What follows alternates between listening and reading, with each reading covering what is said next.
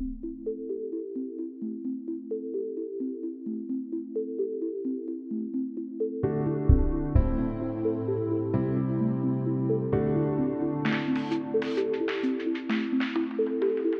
un gusto tenerlos a todos esta noche para que miremos qué hay a la fecha, qué hay a la fecha, pongamos unas cosas sobre la mesa y tengamos claro que los escenarios de reanimación son muy diversos de acuerdo a dónde los encontremos y de acuerdo a quién los esté manejando, sobre todo con la especialización de la gran mayoría de ustedes que son anestesiólogos.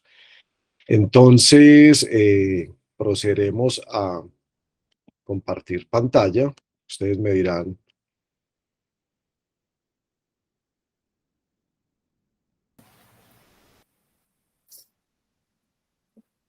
Ah, no, no, no, no.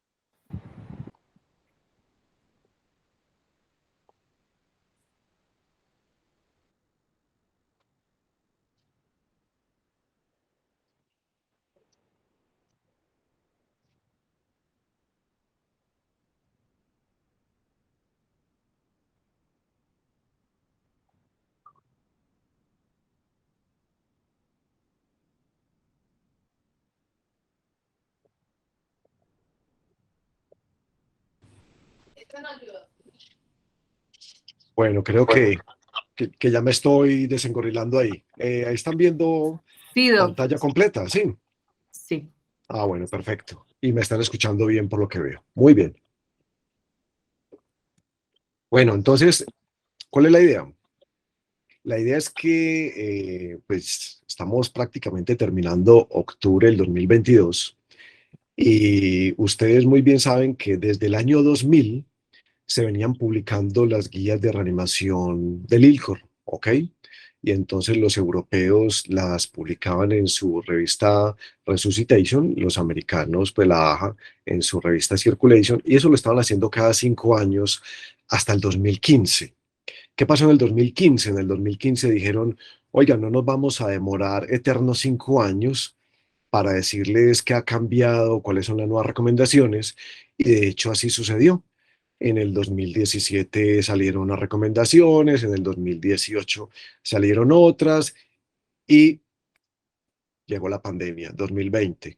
Entonces, ¿qué ocurrió en el 2020? Que la AJA en Circulation publicó las recomendaciones RCP 2020, pero los europeos no. Los europeos las hicieron en el 2021. Y entre ese lapso de las dos publicaciones surgió las recomendaciones para manejar al paciente con caso confirmado sospechoso de COVID-19. Entonces, ahí se volvió un poquito enredada la cosa que vamos a tratar de desenredar hoy. Pero lo más importante que les tiene que quedar a todos es que las guías de reanimación, sea del ILCOR, los americanos, los europeos, no son una camisa de fuerza en la cual tengamos que enfocar a absolutamente todos nuestros pacientes. Ustedes, de acuerdo a lo que recordemos, aprendamos y repasemos la noche de hoy, ustedes van a individualizar cada caso cuando vaya sucediendo.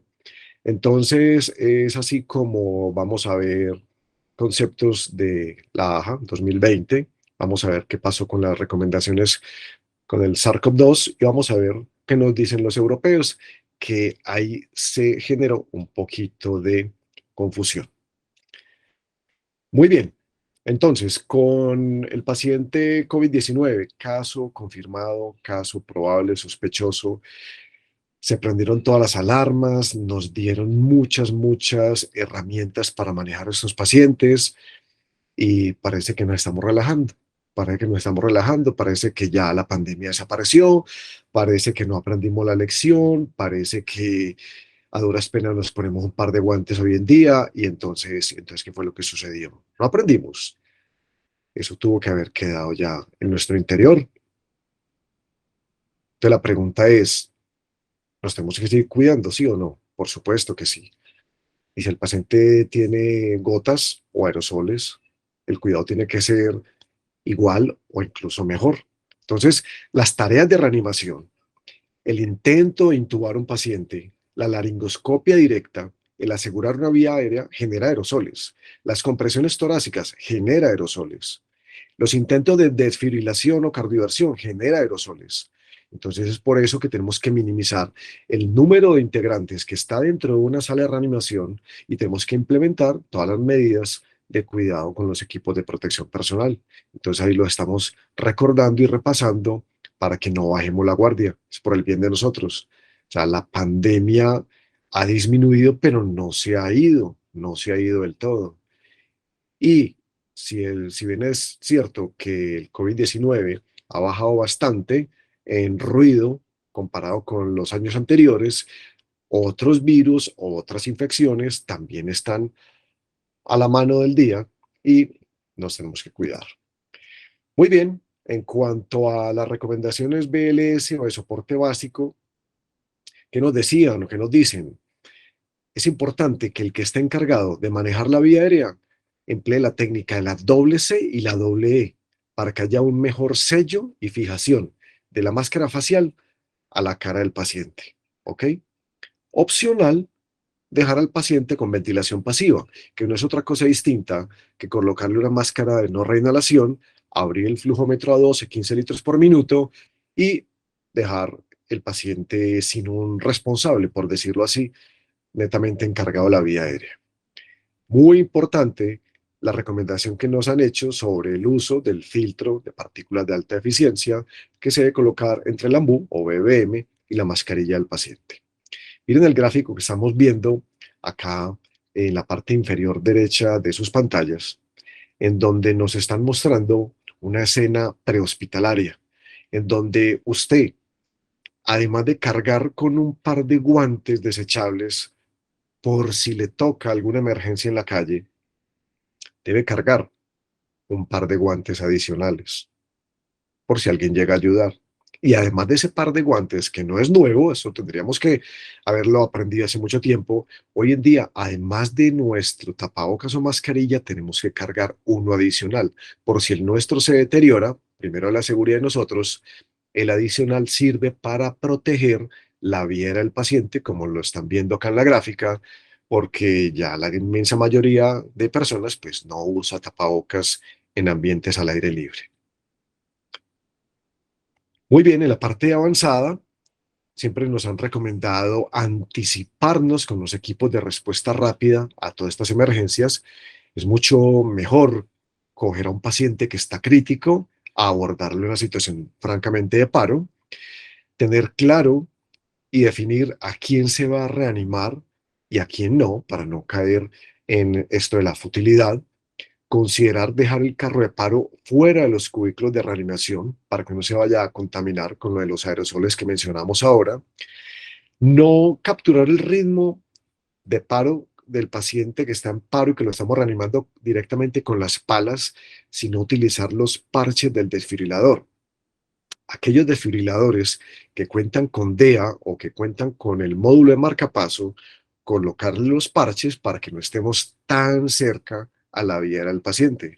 Miren que por esos parches, usted además de que lo puede marcapasear, lo puede desfibrilar, si es del caso. Lo que no se podría hacer será una cardioversión eléctrica. Administrar descargas y repetirlas 2 veces mientras se colocan el equipo de protección personal. ¿Eso a qué se referían? Que si el paciente llegaba en paro con un claro caso de COVID-19 y uno veía y capturaba un ritmo desfibrilable, nos decían que le diéramos hasta 2 descargas consecutivas porque era mucho más fácil para el paciente, para todos nosotros, sacarlo rápido de esa situación de paro que prolongar las tareas de reanimación. Entonces ellos en su momento nos decían, no le dé una, dele hasta 2 descargas si es que ve que está fibrilando o en taquicardia ventricular. El encargado de las compresiones comprime la bolsa del BBM. ¿Por qué? Porque el que está en la vía aérea va a estar con sus 2 manos ocupadas haciendo la técnica de la doble C y la doble E. Entonces, cuando se termine de dar sus compresiones, va a comprimir la bolsa del BBM. Pero entonces recordemos que como no está asegurada la vida del paciente, lo podemos coger la bolsa con las dos manos, pero solamente con una vamos a comprimir. ¿Para qué? Para evitar distender mucho la cavidad gástrica y que el paciente se nos vaya a regurgitar y posiblemente broncoaspirar. Si el paciente ya está con la vía asegurada y en ventilación mecánica invasiva, entonces la recomendación era no desconectarlo del ventilador y adaptar el ventilador a los parámetros que se recomienden, como una FiO2 en 1 y una frecuencia respiratoria de 10. Muy bien. Con respecto al paciente en prono, se tuvieron muchas dudas. Ya hoy está mucho más claro. Y es que se va a reanimar en prono al que está conectado a un ventilador.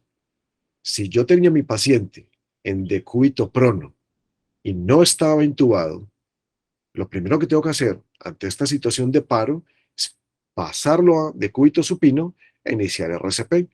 Pero si está intubado, como decíamos ahora, vamos a hacer las compresiones en la espalda y a la velocidad de 100 a 120, como siempre nos han recomendado. Ahora bien, si vemos que esas compresiones están siendo inefectivas a pesar de estar conectado al ventilador, pues la recomendación va a ser entonces pasar la posición supina porque no lo estamos logrando. Entonces voltea al paciente si las compresiones son inefectivas, si hay problemas con la vía aérea o cuando han pasado varios minutos y usted no ha obtenido un retorno a circulación espontánea. Recuerde que el DEA o las palas del desfibrilador con el paciente en decúbito prono se pueden colocar a nivel biaxilar o en una posición antero-posterior si son los parches, porque las palas sí van a quedar un poco más engorrosas de colocarlas en esta ubicación. Muy bien, ahí les estoy dejando el QR de las guías 2020 por si lo quieren tener y guardar para que lo lean después con calma si no lo han hecho. Y el resumen de los principales cambios que nos dijeron en su momento los americanos en el 2020 era que había que iniciar de forma temprana la RCP, que entre más rápido se tuviera un acceso venoso o intraóseo, el vasopresor de elección iba a ser y seguirá siendo la adrenalina. Es de fácil adquisición, bajo costo y la tenemos en toda parte. La capnografía nos la vienen insistiendo desde hace como unos 7 u 8 años y es supremamente importante hasta para darnos cuenta de cuándo el paciente ya salió del paro y nosotros por ese mismo caos o estrés que se puede generar en una reanimación nos hemos percatado de que el paciente no está en paro. También nos va a mostrar cuando el paciente desafortunadamente ya se nos murió y nosotros no queremos entender de que ya las tareas que estamos haciendo de RCP son completamente infructuosas. En el estado post-reanimación, la oxigenación, el control de los signos vitales y toda la parte hemodinámica reviste gran importancia, pero nos vienen haciendo hincapié desde hace bastantes años de que si el paciente tiene dentro de las posibles causas de paro una T de trombosis coronaria, ese paciente debe ser llevado a sala de hemodinámica para hacerle un cateterismo, una coronariografía emergente el día que sea y a la hora que sea, ¿ok? Sobre todo, si usted le tomó un electrocardiograma de 12 derivadas y vio que tenía una elevación del ST, si el paciente se presenta o se muestra inestable desde el punto de vista eléctrico o hemodinámico, a pesar de que usted ya haya empezado la resucitación con volumen y con vasopresores. Ese paciente, obvio que terminará en una unidad de cuidados intensivos, pero es que allá en la UCI también puede volver a hacer paro. Y lo de la UCI lo pueden sacar, claro que sí, pero fíjense que entre más paros hace un paciente, mucho más difícil va a ser sacarlo o más secuelas va a quedar. Entonces recuerden el cateterismo cuando estamos sospechando de trombosis coronaria. Muy bien. La parte de la retroalimentación o el debriefing es supremamente importante y eso se hace en el momento justo en que se han terminado las tareas de reanimación o que se ha evaluado y manejado un paciente crítico, independiente del desenlace que se haya tenido. Ojalá que siempre sea bueno. Pero cuando no es tan bueno, con mayor razón hay que sacar este espacio. Esto no va a servir en 10, 15 días, no, ya perdió impacto. De pronto ya los mismos que estamos ese día de turno no lo vamos a estar. Ya no hay motivación, ya se perdió como el encanto del momento. Entonces, ese momento es supremamente importante como grupo para fortalecernos las tareas de equipo y ver qué hicimos bien para seguirlo fortaleciendo y definitivamente qué hay que mejorar y qué no lo vamos a volver a hacer en el futuro. Y esto fortalece a los equipos de reanimación. Frente al paro cardíaco en la materna, se basan básicamente en la reanimación de la mamá y una preparación para una cesárea perimortem, si es que es del caso, dentro de los primeros 5 minutos, con la intención principalmente de salvar a la mamá y si se puede salvar al bebé, al feto, pues mucho mejor todavía. Acá les dejo esta frase muy importante que nos dejan estas guías de reanimación. A pesar de los avances recientes, menos del 40% de los adultos que recibe RCP iniciadas por personas sin experiencia médica, menos del 40% la reciben y menos del 12% llegan a ser reanimados con un DEA antes de la llegada del equipo de respuesta rápida o del equipo avanzado que se solicitó. Entonces, miren que en nuestro país ya está reglamentado el uso y la tenencia de DEAs, de desfibriladores, en sitios de afluencia masiva de personas. Y cada vez es mucho más satisfactorio ver que en centros comerciales, que en aeropuertos, que en escenarios deportivos y culturales se cuentan con DEAs. La pregunta es, ¿y la gente del común lo sabe manejar? ¿Los empleados de ese sitio lo saben manejar? Casualmente, en los últimos días me he encontrado 2 o 3 gabinetes vacíos. No sabe uno si es que se robaron los DEAs, si es que están en mantenimiento o si es que por una equivocada decisión administrativa se los han llevado y los han dejado bajo llave, como sucedía al principio cuando llegaban estos dispositivos.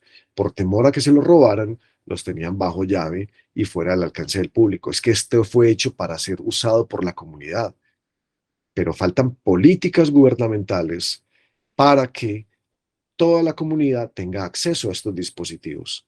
No sabemos manejar un extintor en caso de un incendio. Ahora dígame qué vamos a tener experiencia cuando no somos talento humano en salud en el manejo de un desfibrilador.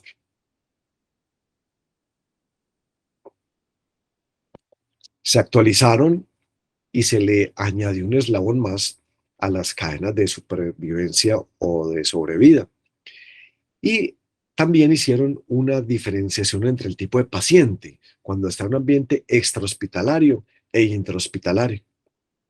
También hicieron una salvedad, como vamos a ver más adelante, de cuándo es un paciente adulto y cuándo es un paciente pediátrico para hacer esa clara diferenciación. Entonces, fíjense que cuando estamos en el paciente adulto intrahospitalario, entonces lo más importante es el temprano reconocimiento y prevención de que el paciente entre paro. Si desafortunadamente ya nos entró a paro, pues entonces activar el código azul, el sistema de emergencias e iniciar rápidamente RCP de alta calidad. ¿Para qué? Prontamente, cuando llegue el desfibrilador, el DEA, el monitor, lo que nos hayan traído, proceder a capturar el ritmo y desfibrilar en caso de que sea recomendable. Posteriormente vamos a tener todas las medidas de el soporte vital avanzado, los cuidados post-reanimación y una parte supremamente importante es la rehabilitación y la recuperación. Acá tenemos el abordaje del paciente adulto que se presenta en RCP, que se presenta en paro, perdón, y que debe ser manejado con maniobras de RCP. Este paciente le vamos a dar compresiones torácicas que pueden o Lucho, no. Lucho, Hola, no te estoy pasando las diapositivas. Se ¿no me quedaron en está la misma pasando? reflexión. No desgaste en la misma de reflexión. No te puedo creer. Espérate, gracias, Mauro.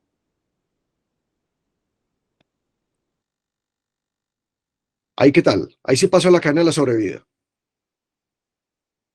Estamos en la de reflexión. A pesar de los avances recientes, menos del 40% de los adultos recibe RCP. Ya ahí sí, Ahí, ¿qué tal? ahí estamos en el algoritmo. Cadena de supervivencia y algoritmo. Algoritmo, sí. Ah, bueno, perfecto. Muchas gracias. Entonces, ¿qué tenemos aquí claro? tenemos claro que eso del 32 y que cada 2 minutos buscar, eso hace rato está revaluado.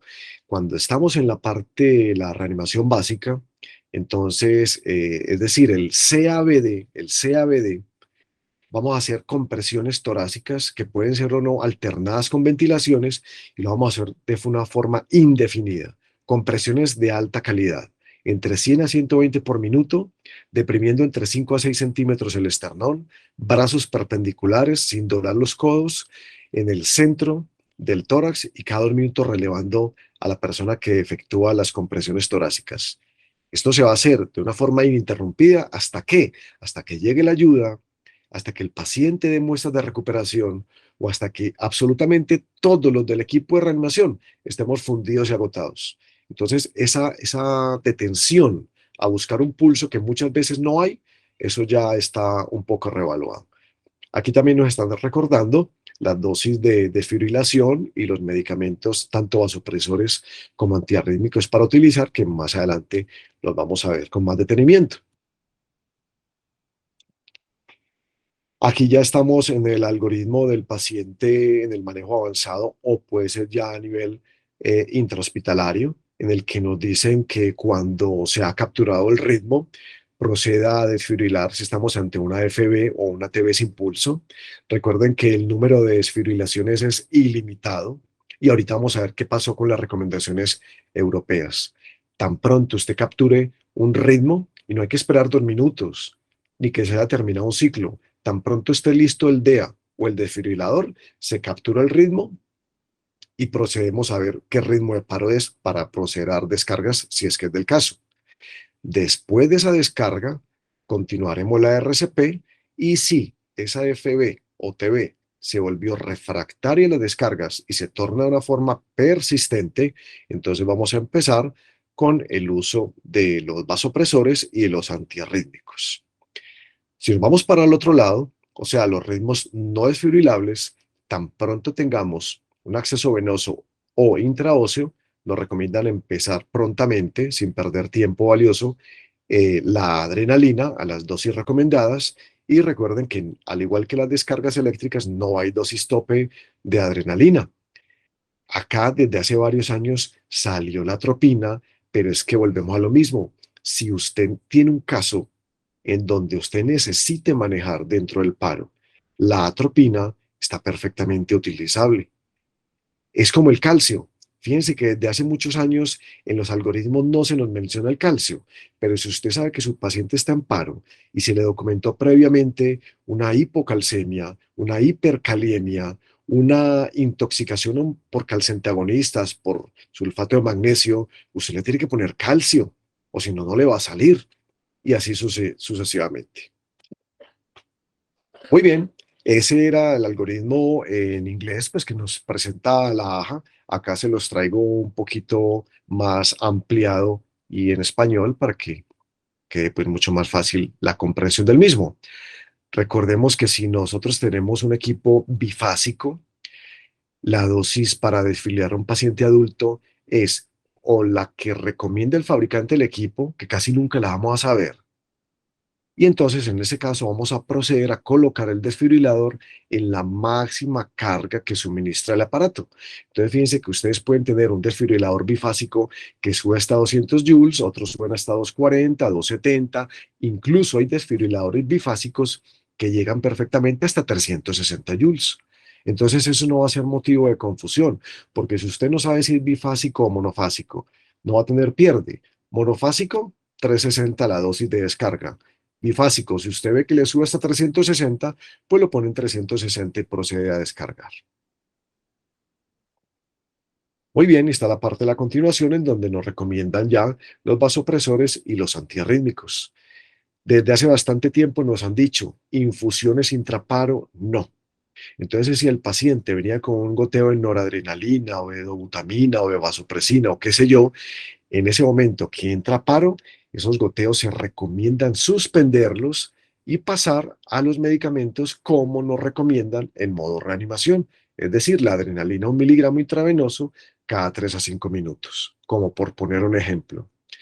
También está claro que ese paciente va a ser muy benéfico que se le coloque un bolo de líquidos y que todos los medicamentos que se recomiendan dentro de la reanimación sean colocados en bolo venoso, excepto el sulfato de magnesio y el gluconato de calcio que vamos a explicar más adelante.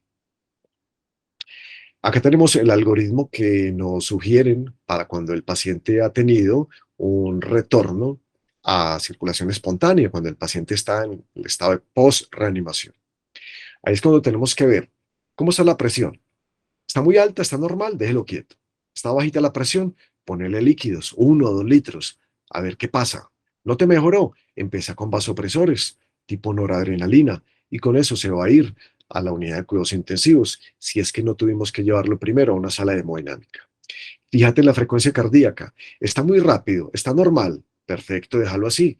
No te desesperes con el paciente que sale taquicárdico porque perfectamente se está defendiendo ante la dosis de adrenalina que se le colocó. Ya después de unos 15 a 20 minutos que se haya metabolizado toda esa adrenalina, pues miraremos la necesidad de utilizar antiarrítmicos o de pronto una cardioversión eléctrica. Pero ese paciente en ese momento está muy lábil hemodinámicamente como para proceder a colocarle amiodarona, adenosina o peor aún, hacerle una cardioversión eléctrica. Fácilmente lo volvemos a meter a paro.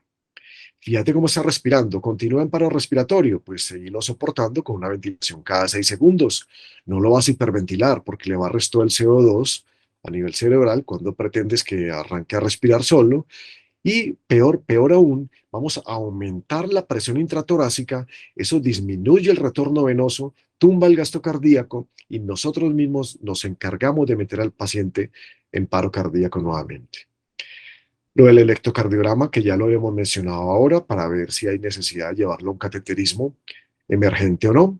Ver la necesidad, pero ya es en la UCI, de las invasiones y el protocolo de hipotermia que se hace entre 12 y 24 horas y empezar a ver dentro de la post-reanimación qué fue lo que llevó al paciente, cuál H, cuál T o cuáles, porque en algunas ocasiones pueden haber varias Hs o una H y una T que lo metió a paro para que esto no se vuelva a repetir. Acá está nuevamente y traducido al español, mucho más ampliado y desglosado, el algoritmo cuando hay retorno a circulación espontánea. Muy bien. Esta es la cadena de la sobrevida o la supervivencia del paciente pediátrico, donde nos hacen prácticamente las mismas recomendaciones. No te Con pasó Lucho otra vez, se quedó otra vez. se quedó. ¿En dónde se quedó? Ahí en esta. Ahí pasó a cadena de supervivencia. Algoritmo de posparo.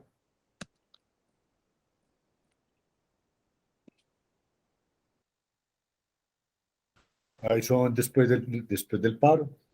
Sigue instrucciones, comatoso y despierto. ¿Ahí qué tal? Sigue instrucciones, estamos en la diapositiva que dice comatoso o despierto. Ujú. Ahí vamos en eso. Y así estamos en la cadena, estamos en la diapositiva de cadena de supervivencia del paciente pediátrico. Vea qué tan raro. La presentación como que va colgada una diapositiva. Bueno, entonces ustedes están en la cadena de supervivencia pediátrica. Ya les decía, se hace la diferenciación entre el ambiente intrahospitalario, perdón, y el extrahospitalario. Doc, otra vez se movió. ¿Se movió qué? ¿Está en qué pasó en el 2021? Ah, no, es que ahí ya nos actualizamos entonces, Nati. Muchas gracias. Muy Listo, bien. como que el mío va a la par con usted y los demás no. Listo. Entonces, miren lo que pasó en el 2021. Los europeos dijeron, señores, qué pena, con todo esto de la pandemia en el 2020 no escribimos nada, entonces nos vamos a poner a la orden del día con ustedes. Y entonces surgió el caos. ¿Por qué? Ya vamos a ver. Ojo pues, ¿qué nos decían hasta esta fecha? Nos decían que tan pronto tuviésemos un acceso intravenoso o intraóseo con los ritmos no defibrilables, iniciáramos adrenalina, eso estaba claro. Y nos habían dicho que después de la segunda descarga, cuando había que desfibrilar, empezábamos adrenalina. ¿Acá qué pasó? Nos dicen, administra 1 miligramo de adrenalina intravenosa o intraósea después de la tercera descarga. O sea, la están demorando la están demorando un poco más. Para pacientes adultos en paro cardíaco con un ritmo desfibrilable. Y nos están diciendo la amiodarona, 150 miligramos venosos, que sería la dosis, la segunda dosis, porque recuerden que la primera dosis de amiodarona son 300 miligramos, la segunda dosis de 150, nos están diciendo que la coloquemos después de la quinta descarga, cuando hasta el momento los medicamentos nunca estuvieron relacionados ni con la RCP ni con el momento de la terapia eléctrica. La RCP iba por un lado, la terapia eléctrica iba por otro y la terapia farmacológica iba por otro. Entonces ahí empezó a enredarse un poquito, porque nos dijeron también, oiga, si usted presenció ese paro y es un ritmo desfibrilable, dele hasta 3 descargas consecutivas. ¿Se acuerdan que con el paciente COVID uno le podía dar hasta 2? Acá esto nos dijeron hasta 3. No es darle 3, no, porque si con la primera cambió, maravilloso. Pero si con la primera no cambió, dale una segunda, y si no cambió, dale una tercera. Ojo pues al rollo, pero que esas 3 descargas, en caso de haber sido necesarias, solo iban a contar como una descarga para el momento de colocar los vasopresores. Enredo total. Enredo total. La lidocaína, que siempre nos habían dicho 1,5 miligramos por kilo, acá nos están diciendo colocarle al paciente adulto 100 miligramos venosos o intraóseos como alternativa a la amiodarona. Ahí no hay ningún problema, porque es que colocarle 100 miligramos a un paciente adulto de peso promedio normal está perfectamente dentro de esa dosis de 1 a 1,5. ¿Ok? Muy bien. Y nos dicen que también se puede administrar un bolo adicional de la mitad, 50 miligramos de lidocaína, después del quinto intento de desfibrilación. Comentario personal. Volvemos a lo mismo, cada quien individualiza a su paciente, cada quien tomará de las guías 2020-2021 lo más relevante o lo que mejor se acomode a sus escenarios de reanimación. Mm, Luis Aristizábal, ¿qué le digo?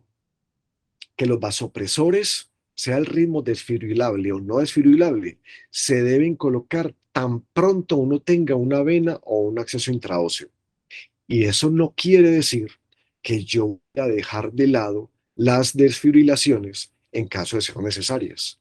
Porque es que acá de pronto están dando un mensaje de que dedícate a compresiones y dedícate a desfibrilar y la adrenalina no tiene como tanta importancia. Sí tiene mucha importancia, al igual que la terapia eléctrica y al igual que una muy buena RCP.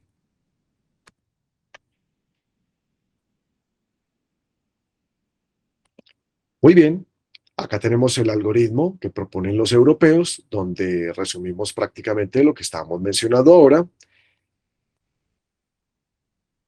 Y nos dicen, esto sí es muy importante, desde hace muchos años lo vienen sugiriendo, y es que uno no pierda segundos o minutos valiosos en las compresiones torácicas mientras se cargan las palas del desfibrilador.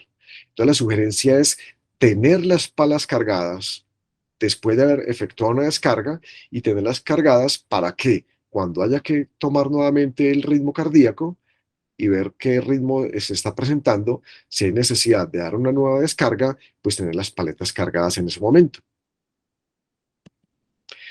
Muy bien, a nivel pediátrico, los europeos también hicieron cambios. Nos dijeron que iniciemos con 5 ventilaciones de rescate, con la explicación de que la gran mayoría de pacientes pediátricos que hacen paro lo hacen por causa respiratoria. Entonces nos dicen, inicie con 5 ventilaciones y después de 15 compresiones, alternadas con 2 ventilaciones. Y ya después usted continúa a una relación 15-2. Ya no volvieron a mencionar que 30-2 si estoy solo o 15-2 si estoy acompañado. Ya nos dicen 15-2. Y aquí está el algoritmo que se planteó en el 2021 para el soporte vital básico en los pacientes pediátricos. 15-2, como les decía ahora. Volvió a pegarse Lucho. O Me sea, voy a, me voy a volver. el choque se puede reducir a menos de 5 segundos. O sea, ustedes se quedaron acá. Ya vamos en cambio LCR C2021 pediátrico. Listo. Entonces, como les decía, los europeos nos sugieren que en los pacientes pediátricos, es decir, menores de 14 años, iniciar con 5 ventilaciones de rescate y después ya seguir con la relación 15-2 independiente del número de reanimadores que haya. Este es el algoritmo que plantean los europeos para el paciente pediátrico en su soporte básico. Y aquí en la parte avanzada, los europeos para el paciente pediátrico nos están cambiando las dosis de desfibrilación. Entonces hagamos como el paralelo. ¿Qué nos decían desde hace años y qué nos dijeron en el 2020? El paciente pediátrico que necesita ser desfibrilado, la primera dosis va a ser con 2 joules por kilo, la segunda con 4 joules por kilo, y usted puede quedarse en 4 o subir hasta un máximo de 10 joules por kilo. Ahora, ¿qué nos dicen los europeos 2021? Primera descarga con 4 joules por kilo y subir hasta 8 joules por kilo sin pasarnos de 360 joules. Entonces hay cambios sutiles en las dosis. Nos refuerzan un poco las H's y las T's, haciendo un poco de hincapié sobre todo en los electrolitos, calcio, magnesio y la parte de la hipoglucemia que se había abandonado por algunos años, vuelve a tomar importante papel y relevancia dentro de la reanimación pediátrica. Este es entonces el algoritmo del paciente pediátrico en su parte avanzada, en donde básicamente es lo mismo que el paciente adulto, simplemente que se cambian las dosis de desfibrilación y las dosis del medicamento. Aquí obviamente no le vamos a colocar al paciente 1 miligramo de adrenalina, sino 0,1 miligramo de la dilución de 1:10. Y la amiodarona, si es que la fuésemos a emplear, se van a colocar 5 miligramos por kilo, que se puede repetir cada 15 minutos por 3 veces. Si le vamos a colocar lidocaína al paciente, como es por peso, la dosis no va a variar de 1 a 1,5 miligramos por kilo. Este es el algoritmo o flujograma. Se plantea para los pacientes pediátricos avanzados en el 2021, que es básicamente lo que estábamos mencionando ahora. Y hablando un poco de las situaciones especiales de reanimación, hablamos sobre la embarazada, sin meternos mucho en este tema porque eso daría para toda una charla aparte. Considerar dentro de los primeros 50, dígame pues, dentro de los primeros 5 minutos de reanimación, considerar la cesárea perimortem y haber activado un código azul obstétrico y un código azul pediátrico, porque tengamos en mente que son 2 pacientes los que vamos a atender. La hipotermia post-RCP de la materna va a ser entre 32 y 35 grados y tener como causas de paro en la materna esa mnemotecnia del A, B, C, D, E, F, G, H. Este es el algoritmo para el manejo de la paciente embarazada en paro, con todas las variaciones que debemos considerar por cambios en la vasculatura, edema, sobre todo en el manejo de la vía aérea. El desplazamiento del útero grávido hacia la izquierda por encima de la semana 20 es supremamente relevante para mejorar toda la parte de volemia en la materna. Y los medicamentos pues siguen igual, lo mismo que la terapia eléctrica en caso de ser necesario. No hay ningún problema en desfibrilar una materna. De pronto algún temor que le vaya a pasar algo al feto, no se corre ningún riesgo. Muy bien, metiéndonos un poco más a terrenos de ustedes, ¿qué nos recomiendan cuando el paciente está dentro o fuera del quirófano? Cuando está dentro del quirófano, entonces reconocer a tiempo la situación de paro cardíaco mediante ese monitoreo continuo que se le debe hacer a nuestro paciente, informar al cirujano y a todo el equipo que estamos en una situación de paro y que se ha activado un código azul. Se debe pedir ayuda y el desfibrilador si es que en el quirófano no contábamos con él. Iniciar las compresiones torácicas de alta calidad combinadas con ventilación eficaz y seguir las recomendaciones ACLS, haciendo mucho más énfasis en la parte de hipovolemia, de hipoxia y de toda esta parte de anafilaxia e intoxicación. Ojo con el neumotórax a tensión, ojo con el taponamiento cardíaco o con posibles casos de trombosis, incluyendo la trombosis pulmonar. Ahorita de pronto, si hay oportunidad, miremos a ver cómo estamos de tiempo. Ah, no, es que estamos más temprano que aquí. Vamos a plantear unos casos clínicos para que resolvamos. Utilice el ultrasonido. El ultrasonido llegó para quedarse, no solamente para el paciente crítico, sino para el paciente en RCP. Esto nos va a dar muchísimas ayudas, nos va no solamente a confirmar el paro, nos va a descartar un taponamiento cardíaco. Cosa más contraproducente que darle al paciente compresiones torácicas estando taponado, eso es fatal. Cosa más contraproducente que darle presión positiva a un paciente que tiene una neumotensión, eso es fatal, terrible para el paciente. Se debe ajustar la altura de la mesa del quirófano para que las compresiones sean de alta calidad, comprobar la vía aérea, la capnografía, la FIO2 al 100%. Y cuando estamos en el estado post-reanimación, lo que veíamos ahora de la isquemia coronaria debe llevarse a una angiografía coronaria emergente. Eso es muy importante. Hay veces el hemodinamista se va a poner furioso porque lo hicimos venir a las 3 de la mañana, estaba lloviendo y las coronarias estaban sanas. Pues qué tan bueno para ese paciente que las coronarias estaban sanas, pero aprovechando que está en ese estado comatoso post-RCP, ese paciente en ese momento debe tener un TAC de cráneo simple y un angioTAC de tórax. ¿Por qué? Porque vamos a ver cómo está la parte neurológica y sabiendo que las coronarias están sanas, nadie me descarta o me confirma hasta el momento, sin esa imagen, que el paciente pueda estar cursando con un tromboembolismo pulmonar. ¿Ok? Ya el paciente va a ser llevado a cuidados intensivos para todo su monitoreo invasivo, soporte vasopresor, inotropía, incluso terapia ECMO. Vamos a considerar el implante de un cardiodesfibrilador implantable como prevención primaria o, en este caso, secundaria, de acuerdo al ritmo de paro que haya presentado. Lo de la hipotermia, que ya se ha hablado, mantenerla entre 32 y 36 grados, entre 12 y 24 horas. Manejar la hipertermia, que no vaya a pasar de 37,7 grados centígrados en las primeras 72 horas.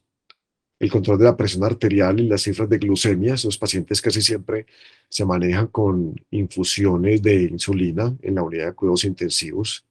Enfatizar el pronóstico neurológico y la rehabilitación, esos dos factores son muy importantes. Se hace mucho más énfasis en la rehabilitación.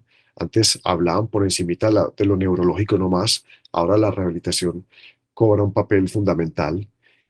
Y recomiendan contar con centros de paro cardíaco, o sea, así como hay clínicas de falla cardíaca, así como hay servicios de urgencias especializados en trauma, así como hay clínicas donde su paciente favorita es la embarazada, recomiendan contar con centros de paro cardíaco y que esto debe ser algo que tengamos todos a la perfección. La valoración neurológica, lo que estamos hablando ahora, lo de las neuroimágenes, la valoración por el neurólogo clínico o el neurocirujano, de acuerdo al caso.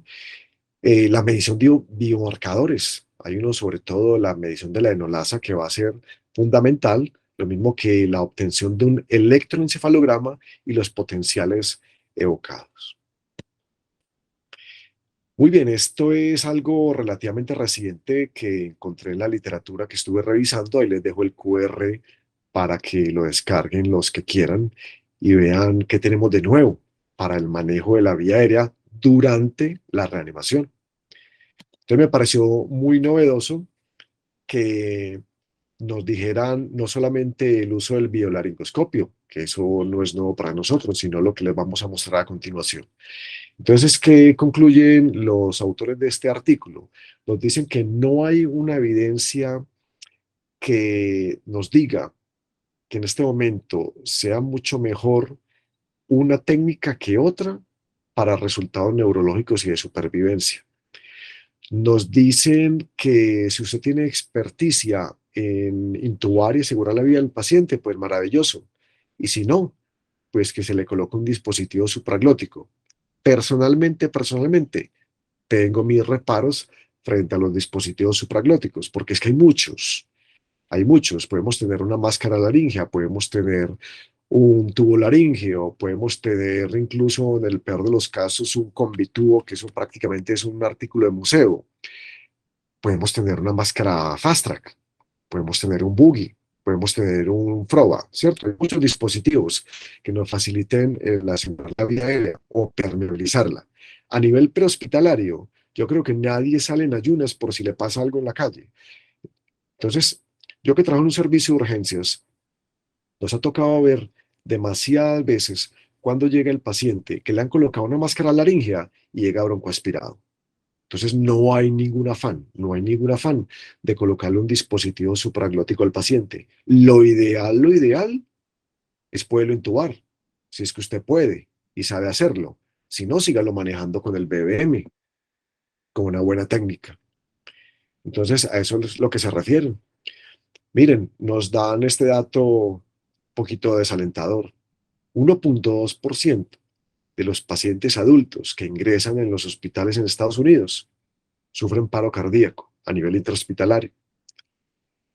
Ese 25,8% son dados de alta y el 82% de ellos tienen buen resultado funcional. Eso porque fue presenciado intrahospitalario, pero miren arriba en el que fue encontrado en un ambiente extrahospitalario.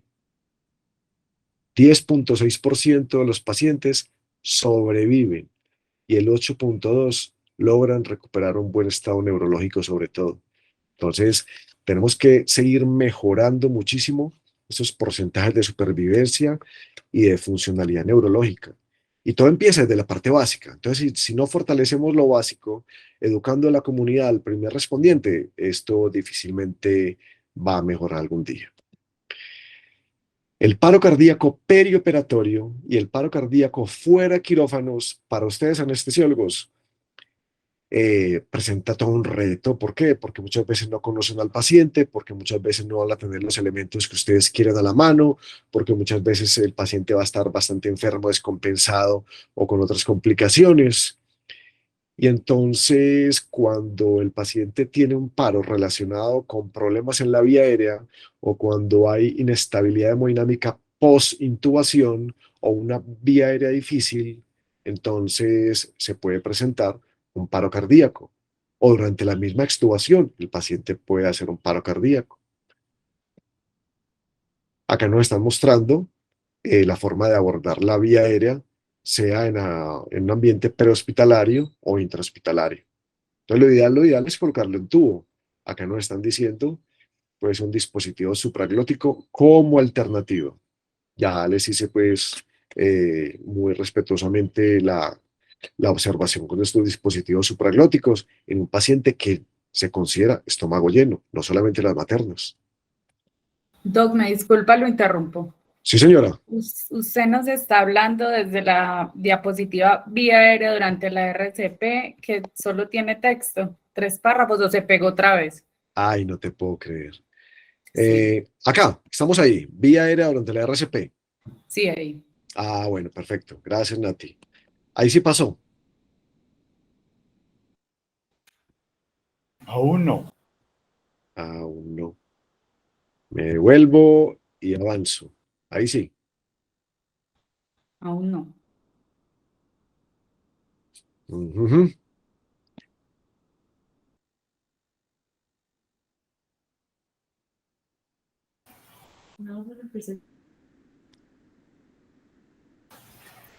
Luis, quita la imagen tuya a ver si es problema de internet tuyo. O sea, que te visualicemos, sino que te oigamos. A Ah, ver si perfecto.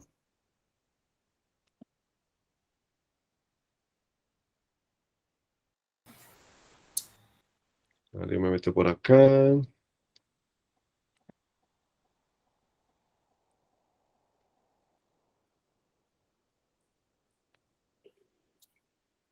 ¿Ahí qué tal? ahí ya sí, Ah, bueno, perfecto. O sea, este man tan feo era el que estaba bloqueando la presentación. Todo quedó claro. más o menos. Muy bien. Ese más o menos quedó grabado, Mauro. Muchas gracias. Entonces aquí estábamos recordando lo de el asegurar la vía aérea o el manejo de la vía aérea en el ambiente prehospitalario o intrahospitalario. Miren, esto me pareció muy novedoso. Esto es de, pues yo personalmente no lo conocía, este dispositivo, el Oscillator, ¿ok? Es un dispositivo de ventilación de emergencia que responde al paciente y que puede utilizarse tanto en modo manual como automático.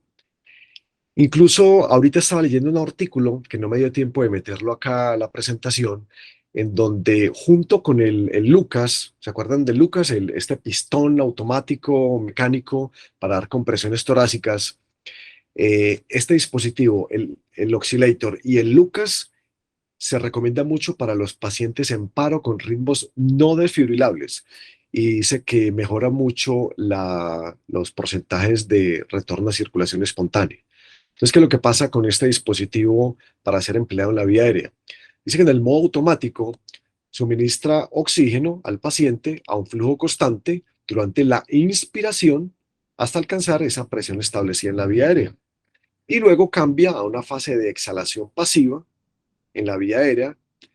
Funciona como un sistema de circuito cerrado. Activará la inspiración con cada fase de descompresión. No es descompensación, es descompresión. Ahí me equivoqué. Entonces, este es el dispositivo. Este es el Oscillator que se coloca eh, en la máscara facial del paciente y va a funcionar, pues, como estábamos explicando ahora, para ser utilizado en ambiente prehospitalario, servicio de urgencias o incluso en un quirófano. Muy bien.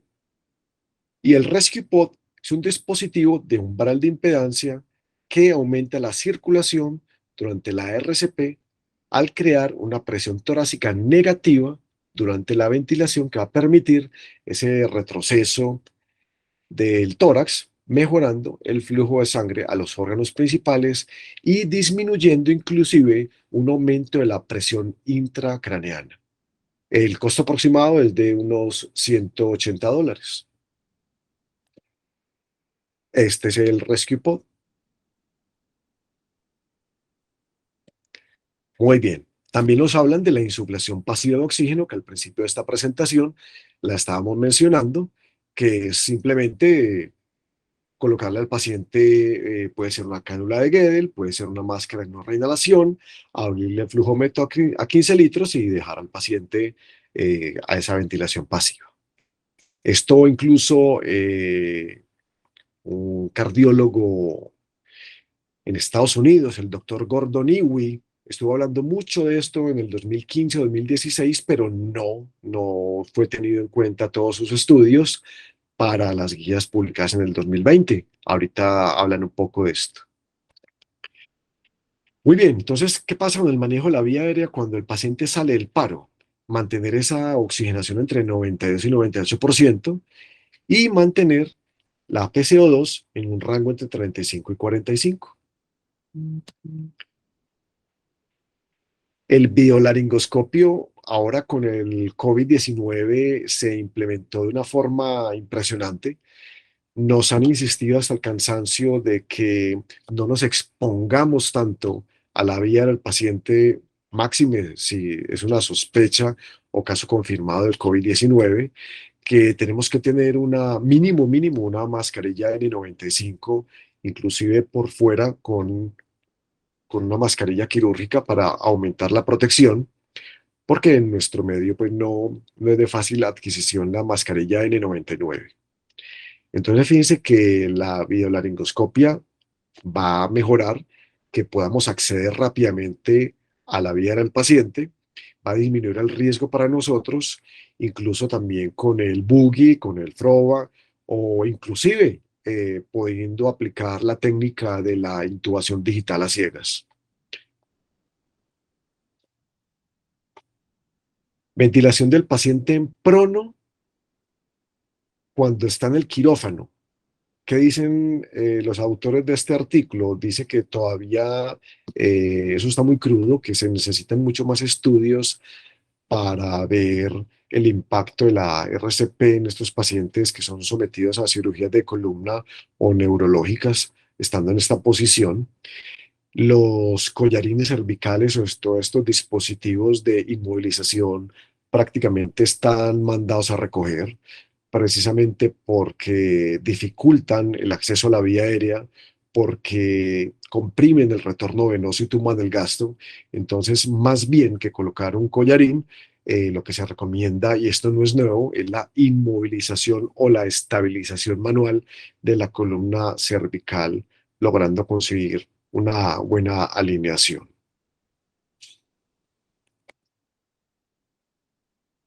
Todo esto es lo que salió, sobre todo en el 2020, con las recomendaciones COVID-19, sitio en donde se debe hacer las compresiones torácicas, aquí en toda la línea media, en la columna, o un sitio alternativo, pero acá se corre más riesgo de fractura de costillas, el sitio donde se recomienda colocar las palas del desfibrilador, o si están con los parches del DEA del marcapaso en una posición biaxilar o anteroposterior, como lo mencionábamos ahorita mucho más temprano. La ventilación en la embarazada, pues no ha cambiado mucho, lo mismo que nos han venido recomendando durante los últimos 5 o 6 años aproximadamente, con todas las consideraciones que tenemos que tener por el edema fisiológico que tiene el aumento en la vasculatura. Quise traerles este tema de hipertermia maligna. Perdón.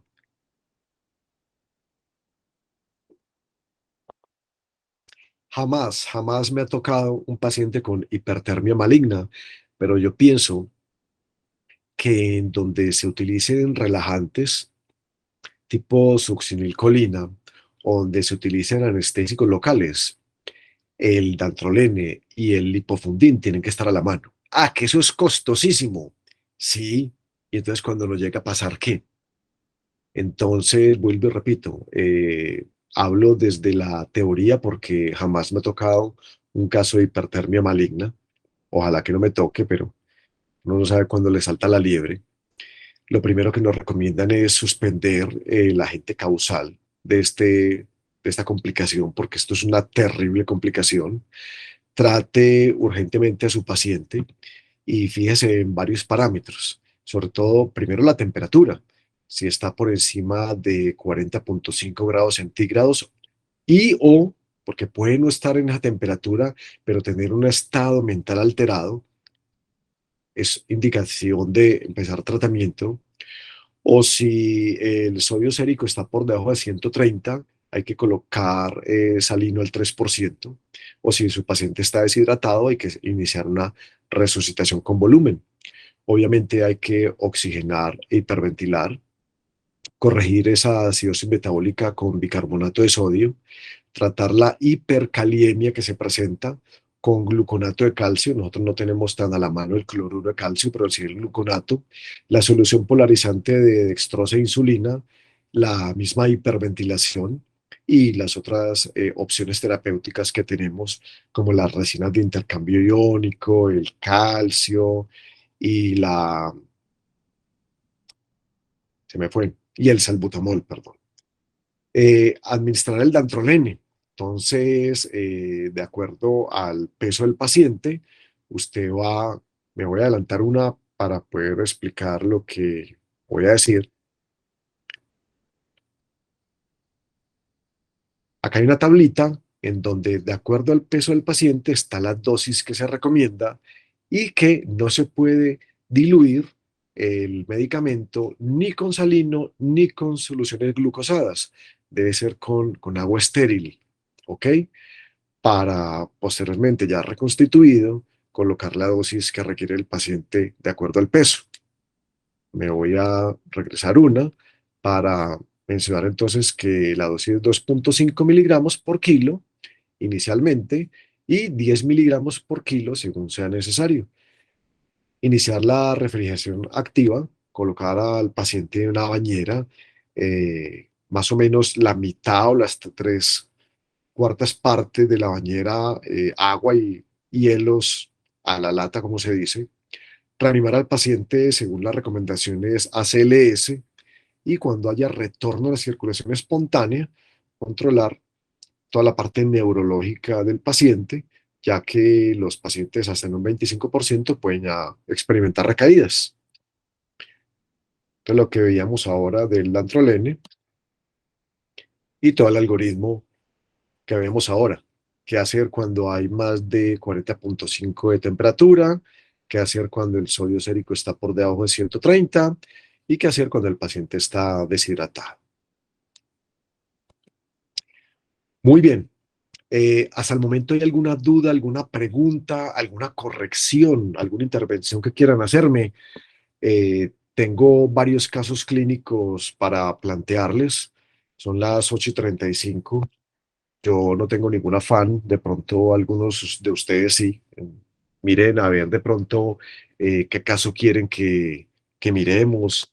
Hay muchos temas, muchos temas. No sé si quieran poner algún caso y si no está, pues lo inventamos, no hay ningún problema.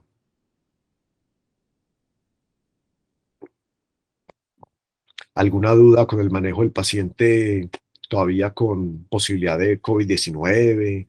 ¿Quieren que manejemos algún paciente de anafilaxia? ¿Quieren que repasemos cómo colocar el calcio? Digan, casos hay los que quieran. Lucho, los que tengas tú ahí. Perfecto. Y ahí están diciendo todos que anafilaxis. Anafilaxia, listo. Entonces, me voy a adelantar para que no se nos vaya a quedar ese caso en el tintero. Y si quieren, después me regreso. Trun, qué pena ahí la velocidad.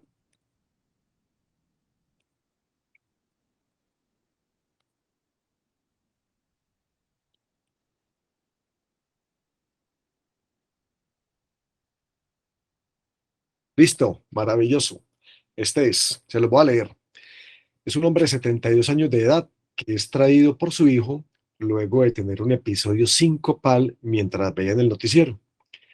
El señor es hipertenso, diabético y tiene una insuficiencia renal crónica, sin necesidad de terapia dialítica.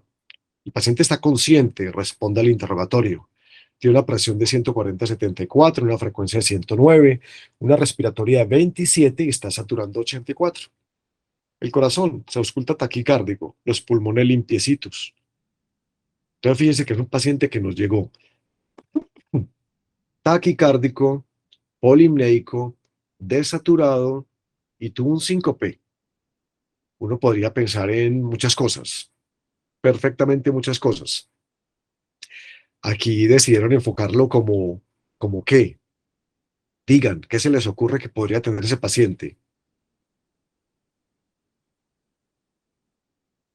La clave está en la frecuencia cardíaca, en la respiratoria y en en la oximetría. En los signos vitales está el diagnóstico. ¿Qué se les ocurre pensar? En el chat dicen Un TEP. SB, otro dice TEP. Eso, muy bien. Sí, puede ser un síndrome coronario, claro, perfectamente. O podría ser una disección de aorta en sus primeros momentos, claro. O también puede ser un tromboembolismo pulmonar. Ojo con ese paciente que presenta un síncope y que está con pulmones limpios y desaturados. Eso puede ser un TEP hasta que se demuestre lo contrario. Entonces, muchos le pedirán un dímero D. Bueno, puede servir si nos da negativo para saber que no tenía ese diagnóstico. Pero si nos da positivo, puede ser TEP o puede ser mil cosas más. Lo que ese diagnóstico es un angiotac. Entonces, ¿qué vamos a hacer? Nos dicen ahí. Este es el electrocardiograma del paciente, lo tenemos monitorizado. Taquicardia sinusal. El paciente está polimneico, está saturado, está taquicárdico. En ese orden de ideas, hemos solicitado llevarlo a un angiotac. Estando en el tomógrafo y posterior a la inyección del medio de contraste, el paciente empieza a presentar abones, prurito y 2 episodios de vómito. ¿Qué está pasando con nuestro paciente? Entonces, ¿será que tiene una reacción anafiláctica? ¿O será que eso es una urticaria? ¿O será que va a ser un angioedema? ¿O será que todos estos términos hay veces se nos confunden?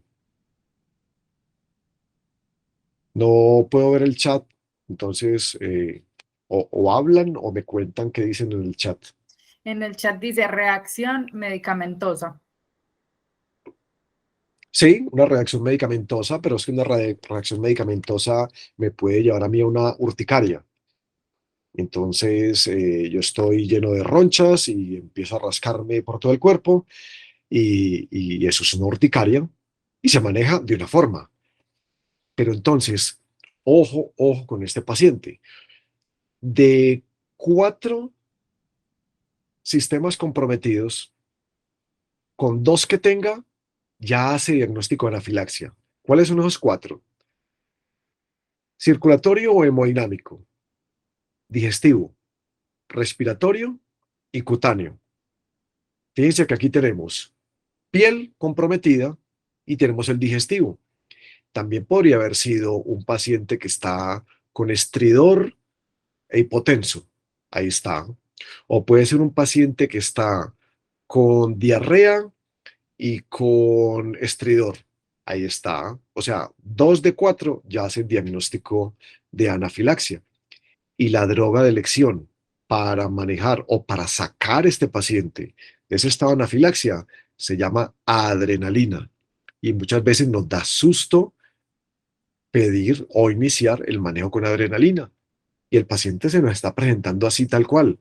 Y muchas veces lo que se nos viene primero a la cabeza es pasémosle líquidos, coloquémosle un antihistamínico, pongámosle un esteroide. Cuando ustedes mucho mejor que yo saben que el esteroide se demora, una hidrocortisona, una metilprednisolona, se puede demorar 45, 50 minutos perfectamente en actuar.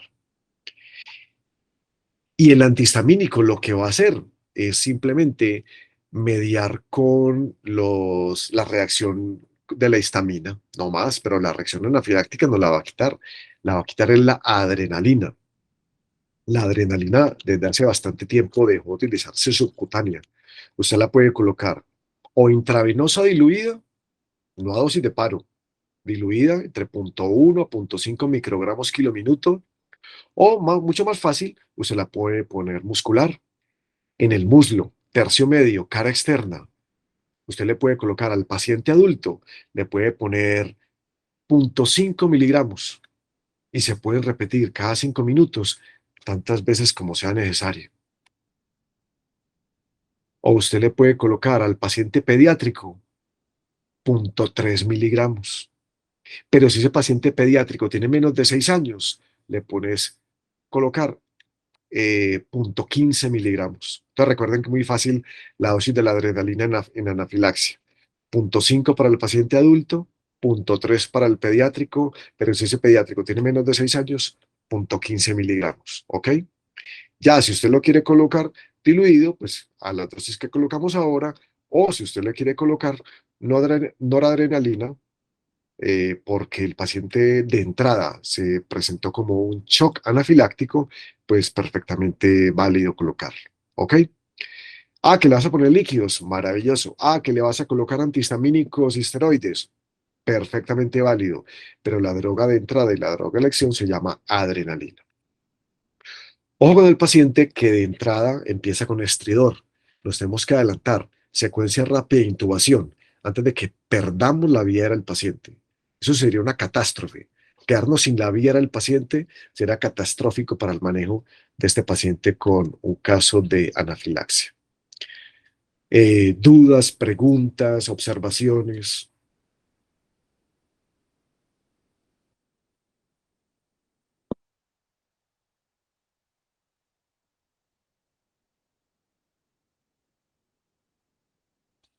Voy a colocar otro casito que venga por acá. Y que abran el micrófono sin susto, que lo interrumpan y Ah, no sí, saben lo que claro. están pensando. Sí, ya nos perdimos café, ya qué más da, ¿cierto, Nati? Ah, sí. Muy bien. Vean este caso interesante, una materna. Paciente de 34 años, embarazo de 32 semanas, con diagnóstico de diabetes gestacional.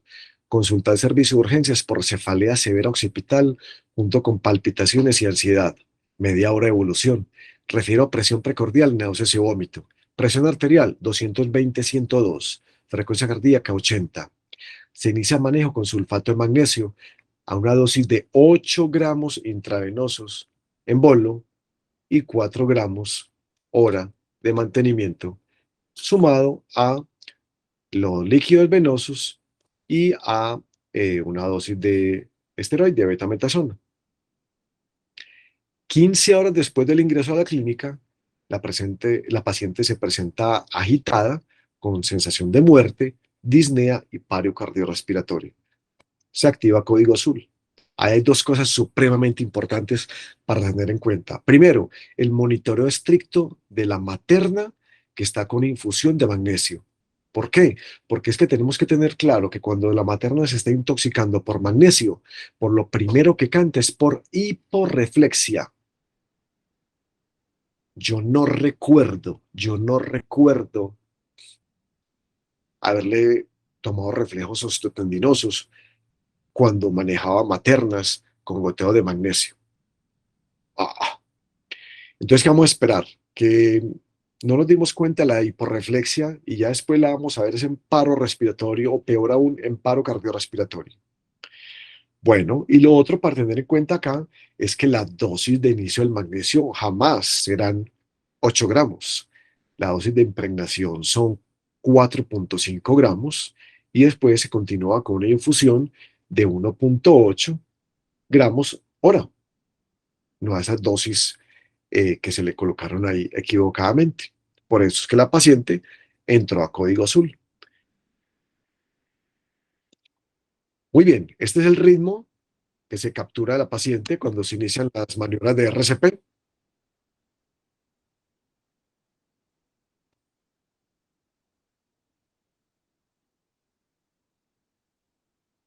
Es una actividad eléctrica sin pulso. ¿Hay que darle RCP? Claro que sí.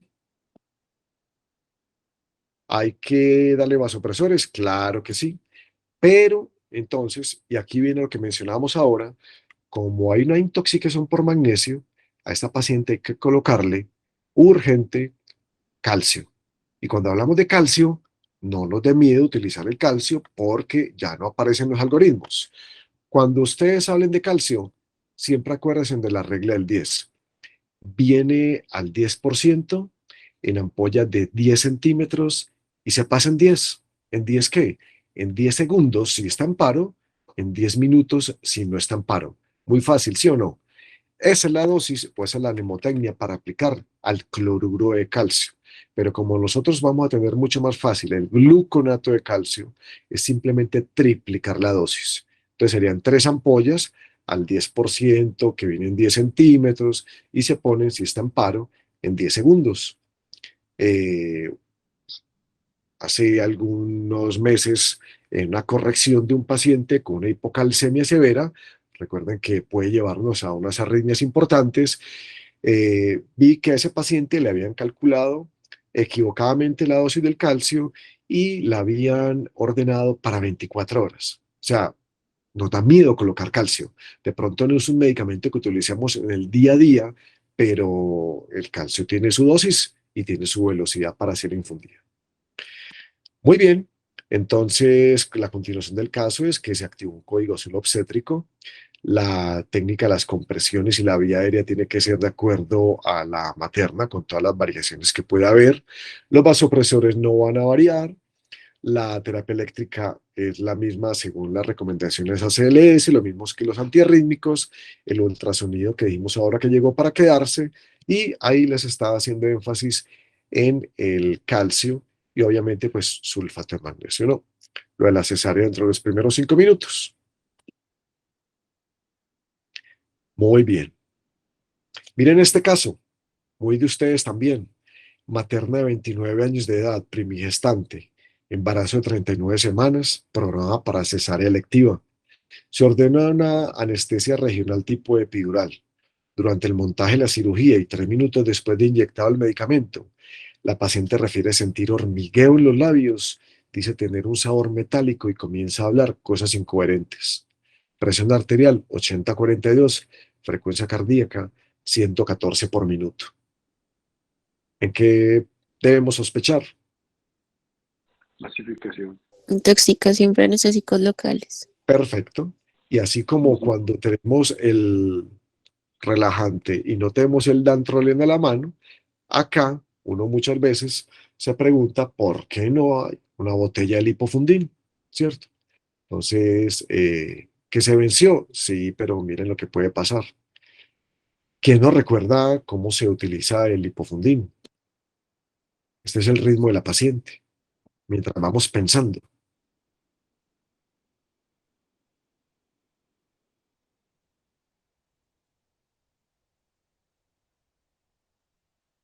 Recordemos que el lipofundín, que es una emulsión de lípidos, actúa como una especie de trampa, ¿ok?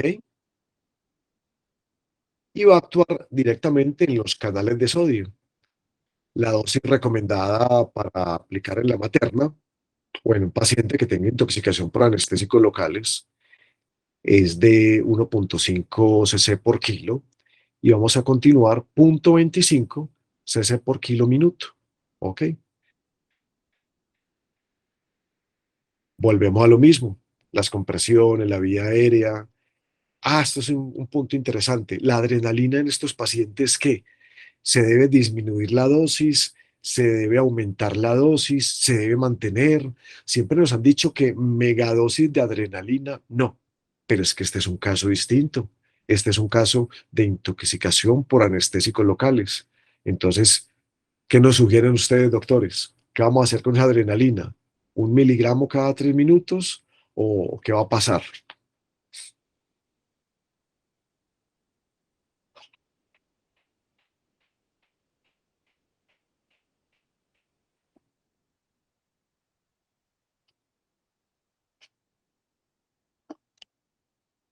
Como la adrenalina nos la dan en un rango de colocación entre 3 a 5 minutos, siempre optemos por colocarla en 3, no cada 4 o cada 5 minutos, entre más rápido mejor.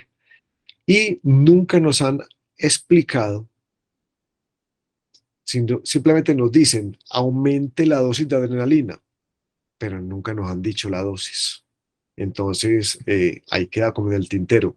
Si alguien de ustedes de pronto tiene conocimiento o algún reporte de cuál es la dosis de la adrenalina exactamente, excelente sería su aporte en este momento.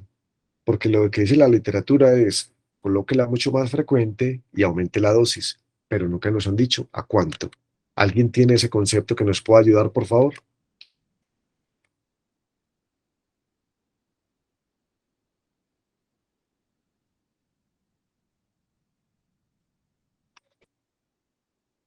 Muy bien, nos quedó de tarea a todos.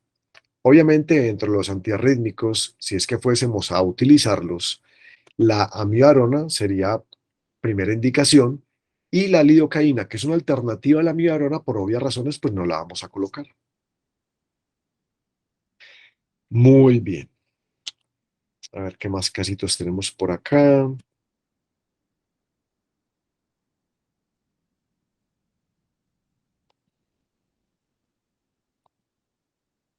Ese código rojo es importante, ahorita lo miramos.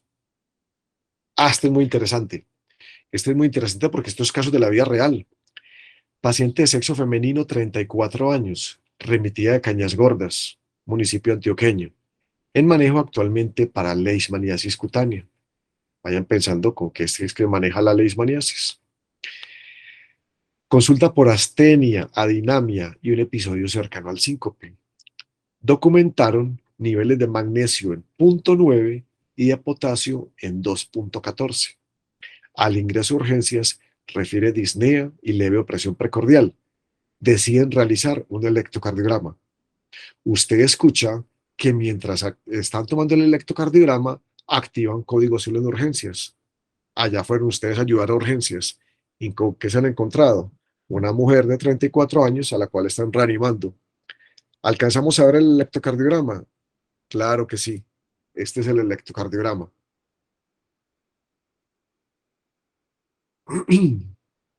Todavía no lo vemos, estamos muy lejos de urgencias.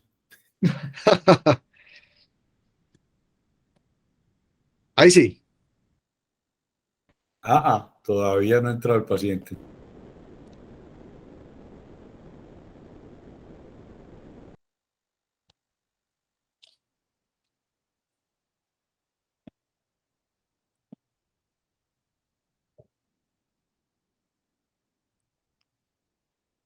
Esta es la descripción del caso y este es el electro.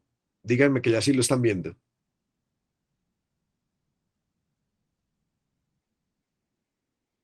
Doctor. Nada. No.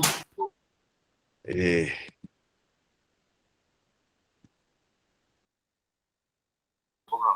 Ahí sí ya, sí. Ah, maravilloso. Entonces el que lo esté viendo, qué bueno que nos dijera que está viendo. Este es el electrocardiograma que se le logró tomar antes de que entrara, justo antes de entrar a paro.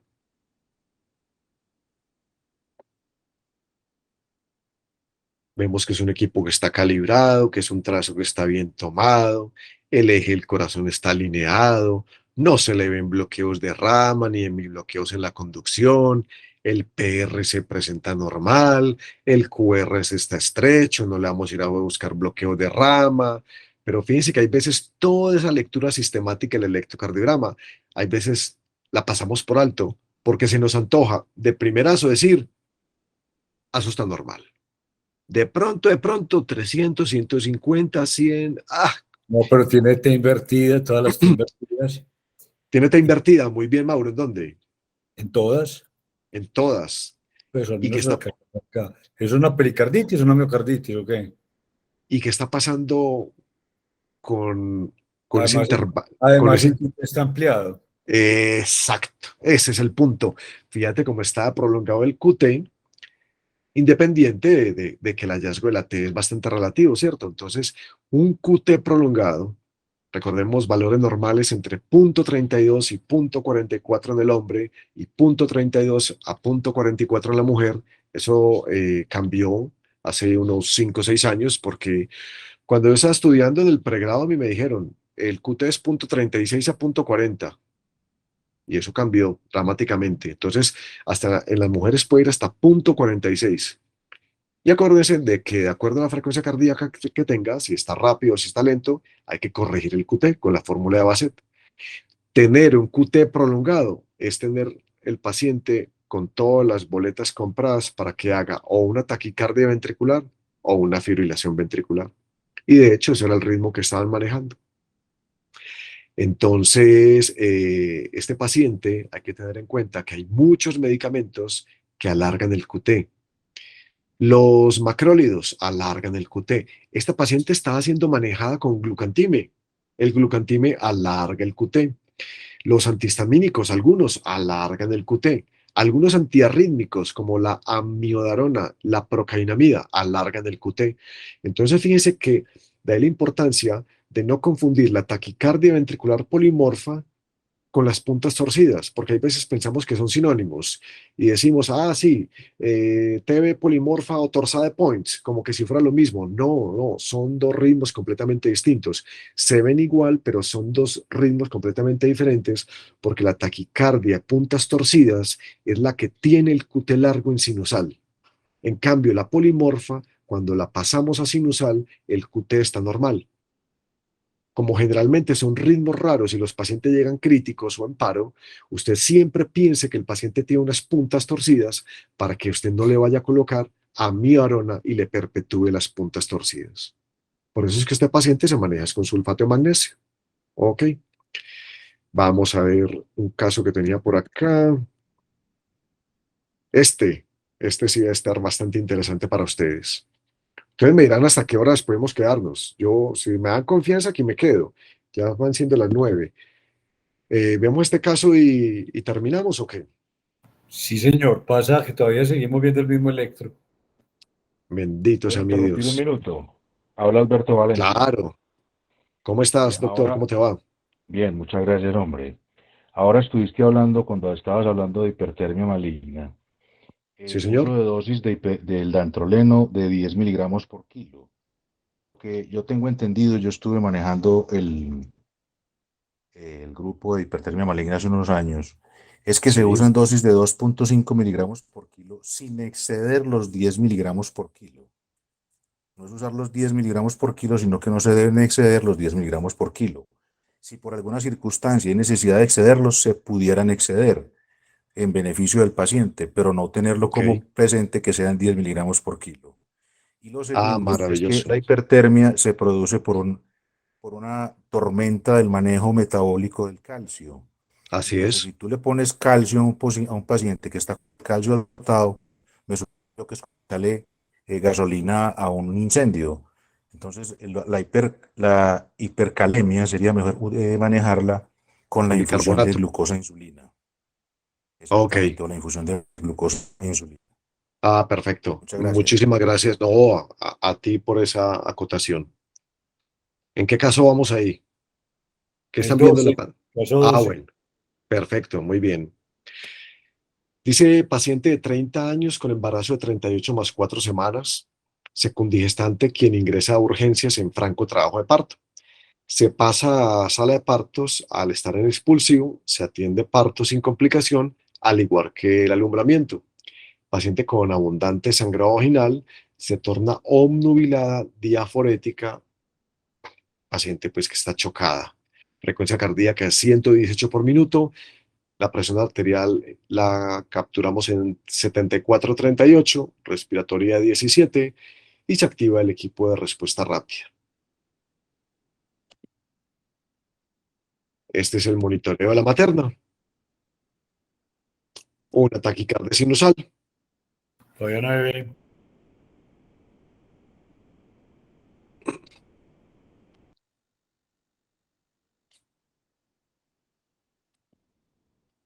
Ahí sí pasó. O nos No, quedamos en el señor. caso 12. Caso Todavía no. 12 todavía. Bendito sea mi Dios. A ver, me vuelvo por aquí y lo paso de otra forma.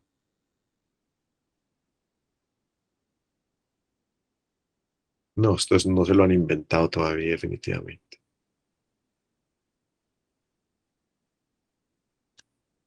Voy a pasar una más. Ahí me pasé una más, a ver si a ustedes les llega la que debe ser.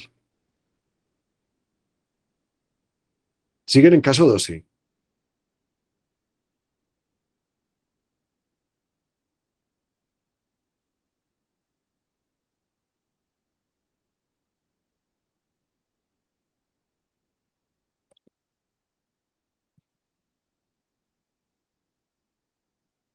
Nati, ¿en cuál vamos ahí? Continuación Caso del caso. 12, A código continuación. rojo. Ah, bueno. O sea que lo que no vieron fue, esta no la vieron, No vimos el electro que supuestamente presentaste. el electrono. Bueno, muy bien, entonces se debe activar el código rojo, ¿ok? ¿Qué medidas tomar? Se hace una reanimación hipotensiva. Recuerden que en todos los pacientes que están en un estado de shock y que se debe reanimar con hemoderivados, la reanimación hipotensiva de estos pacientes, hay unas excepciones, y es el paciente quemado, la materna o el paciente con un trauma cráneoencefálico. Son las excepciones para el manejo de reanimación hipotensiva. ¿Ok? De hecho, el paciente quemado se resucita con volumen de acuerdo a la fórmula de Parkland y la materna de acuerdo a cómo vaya mejorando pues toda su respuesta hemodinámica. Nos preguntan ahí que si reanimación hipotensiva, no, en la materna no se aplica la reanimación hipotensiva. Aparte de todo el manejo que se le va a hacer del masaje uterino, de bimanual, del manejo con el misoprostol, ¿qué le colocarían ustedes a esta materna que está sangrando? O simplemente le pondríamos volumen y esperaríamos los hemoderivados, porque muchas veces no los vamos a tener a la mano. Cuando se activa el código rojo, se activa el laboratorio, el banco de sangre y hay que esperar que llegue. ¿Qué vamos haciendo mientras tanto? Masaje uterino bimanual, sí, válido. Vamos a colocar de pronto torniquetes, eso sirve, eso no sirve. Vamos a colocar oxitocina, vamos a colocar misoprostol, eso sirve, eso hoy en día está revaluado, eso, ¿qué? Vamos a colocarle metergina, metilergobacina. ¿Qué harían ustedes con esa materna?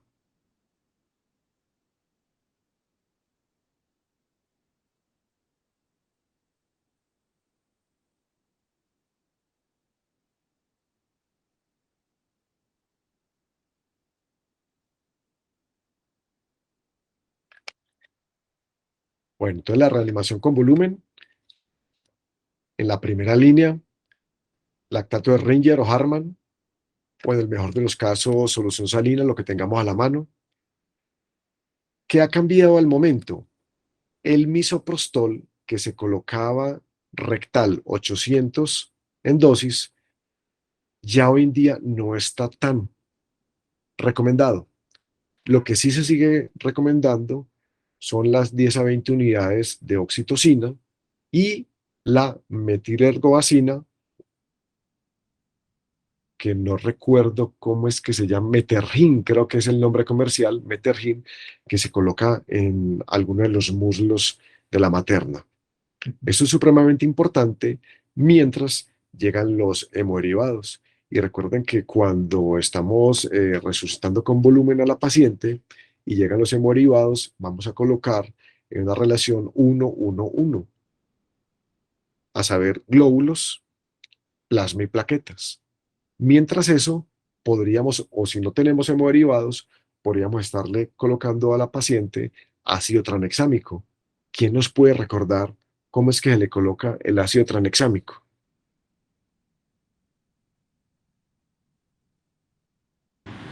Buenas noches, doctor. Buenas noches. Al anestesiólogo por acá.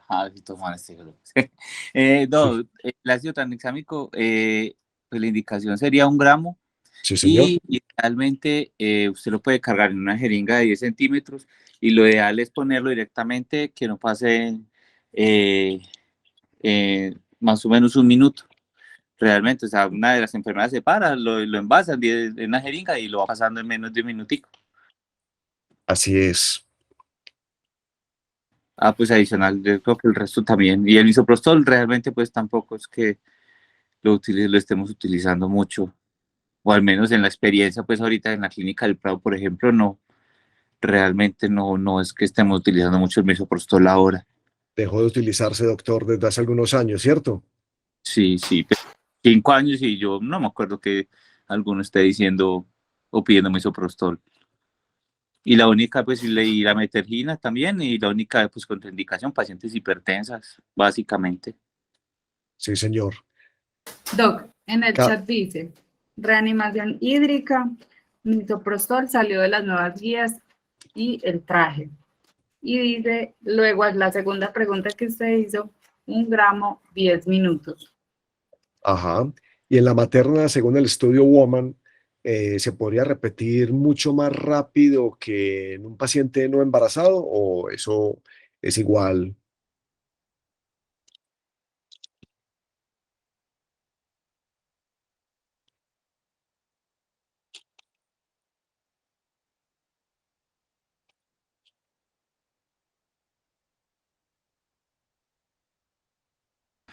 Respecto a las dosis repetidas de ácido tranexámico, uno podría dejar incluso una infusión por 8 horas, o repetirlo a Sí, las 12 horas.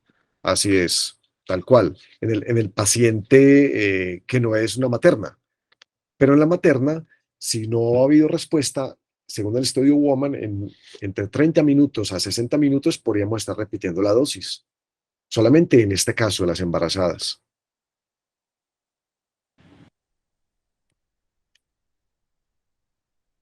Muy bien. Vamos a ver qué otro casito hay por acá. Uy, me salí, qué pena.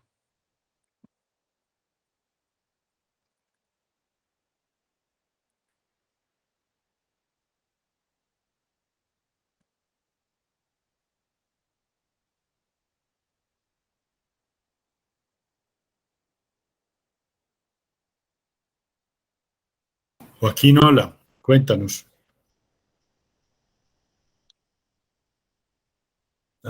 Se fue.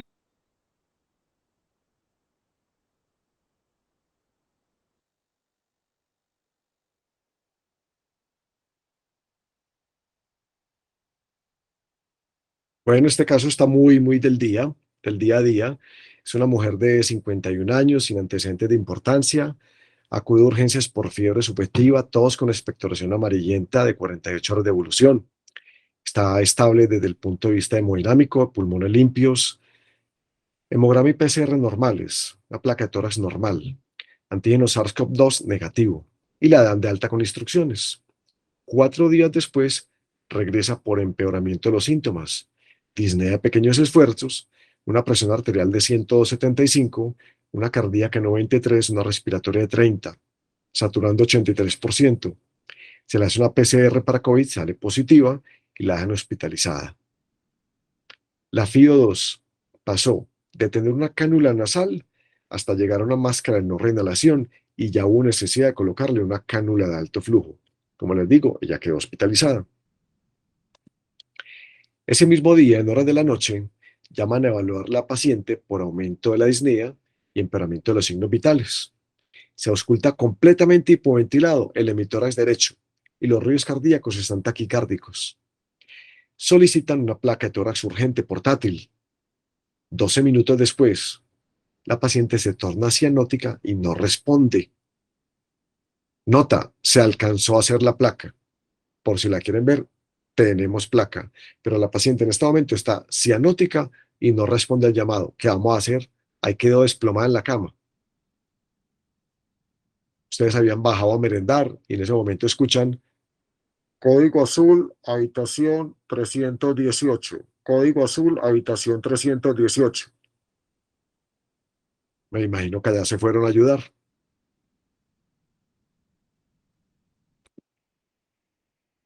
La doctora Pilar Ortegón habla de tromboembolismo pulmonar. Tromboembolismo pulmonar. Es una buena posibilidad. Es una buena posibilidad.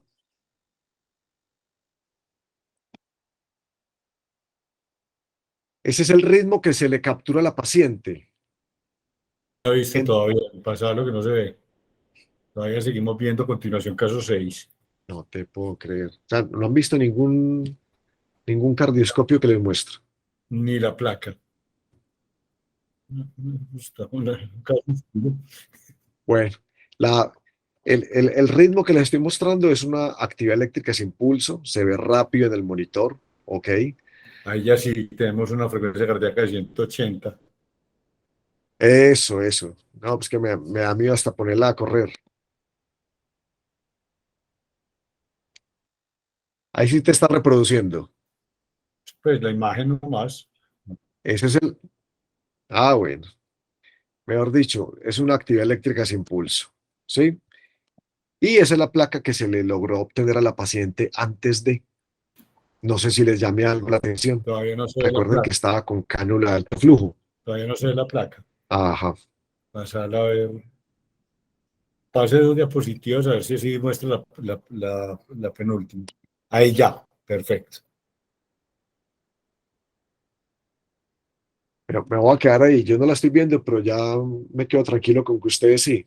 ¿Qué les llama la atención de esa placa? Recuerden que la paciente estaba con una cánula de alto flujo y que cuando la estaban valorando estaba hipoventilada del hemitórax derecho.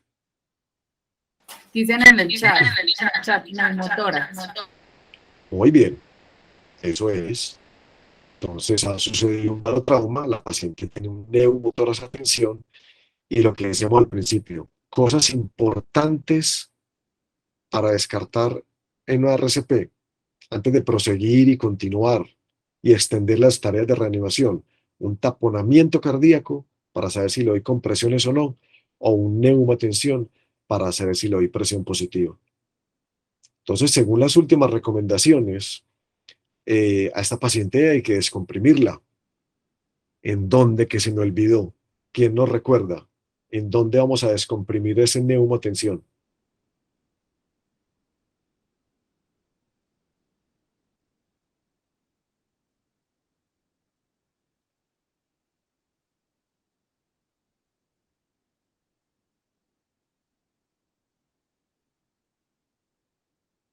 Segundo espacio intercostal, línea media clavicular.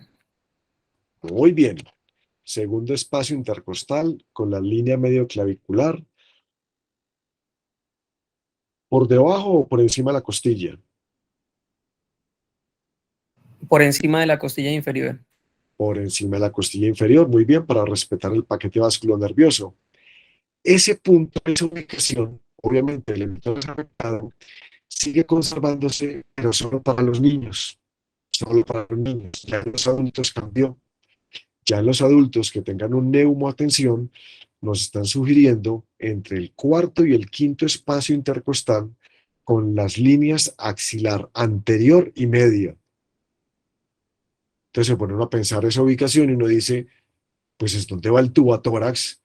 Y es que esa es la idea, que nos están recomendando que si tenemos a la mano la sonda o tubotórax para pasárselo, que se lo hagamos de entrada.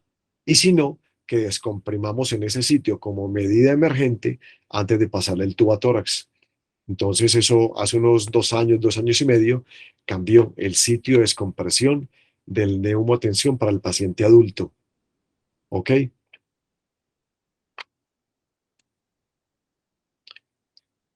Muy bien. Mauro, ¿cómo vamos de tiempo? ¿Seguimos otro caso?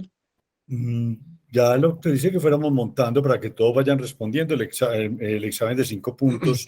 Ahí vamos a montar el link. Si quieres, Ok. mientras ellos van respondiendo eso, poner el último casito ahí.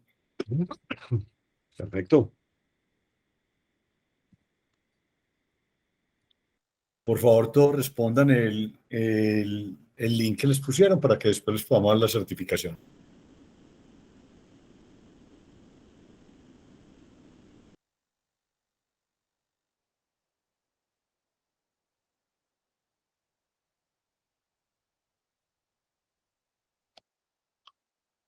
Muy bien.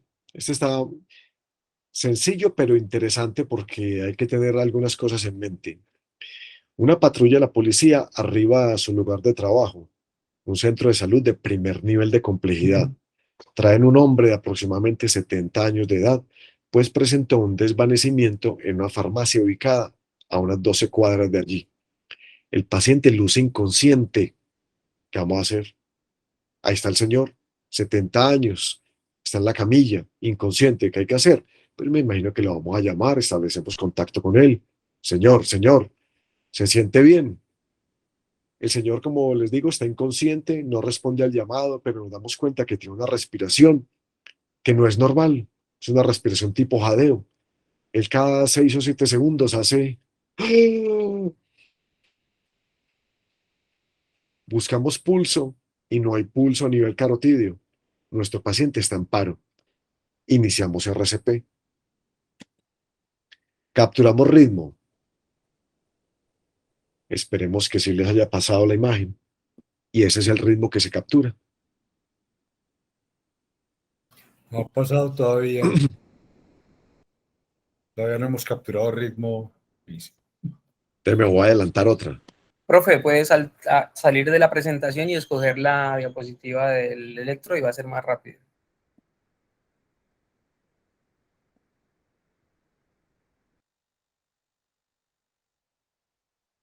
¿Vos estás compartiendo toda la pantalla, Luis? Sí, señor. Sí, por eso es que yo no veo el chat ni nada. Ahí hice lo que me sugirieron. Ya sí están viendo el trazo.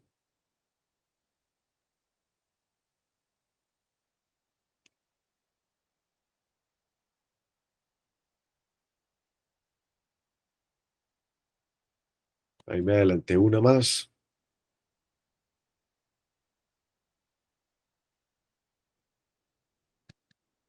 Ahí estoy. Sí, se ve el trazo. Sí, bueno, gracias, Nati.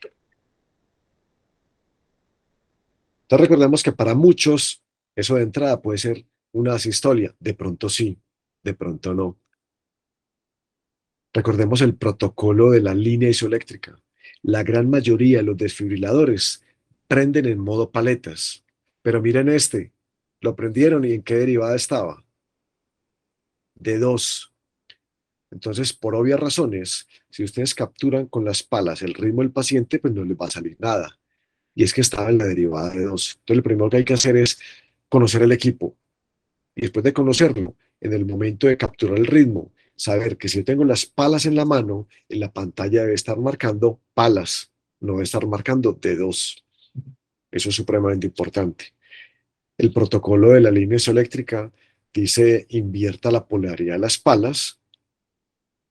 Normalmente ponemos la del ápex acá abajo y la del esternón la ponemos debajo de la clavícula derecha y simplemente la que estaba arriba la llevamos a una posición más inferior y la que estaba al lado izquierdo abajo del ápex, pues la vamos a subir. ¿Ahí qué estamos haciendo? Mirando el corazón desde otra cara. Si se mantiene el mismo ritmo, pues más probabilidad de que sea una sistolia, pero tenemos que confirmar todavía, aumentando toda la ganancia al cardioscopio. Ahí está en 1, entonces la podemos aumentar a 2 o a 4, depende del equipo que tengamos. Y si persiste el mismo trazo, pues ahí sí vamos a hacer un diagnóstico de asistolia. Ya de acuerdo a las características del paciente y a dónde estemos, cómo lo venían reanimando, si es que lo venían haciendo o no, si conocemos algún tipo de historial del paciente o no, y los pocos datos que podamos obtener, pues ya ustedes van a definir si lo van a reanimar o no. Hay veces, en algunos capítulos de las guías de reanimación, indican que este tipo de pacientes debe ser reanimado con fines a obtener eh, donación de órganos. Aquí nos quedaríamos todo el resto de la noche hablando desde el punto de vista ético de si eso sí se podría o no. ¿Ok?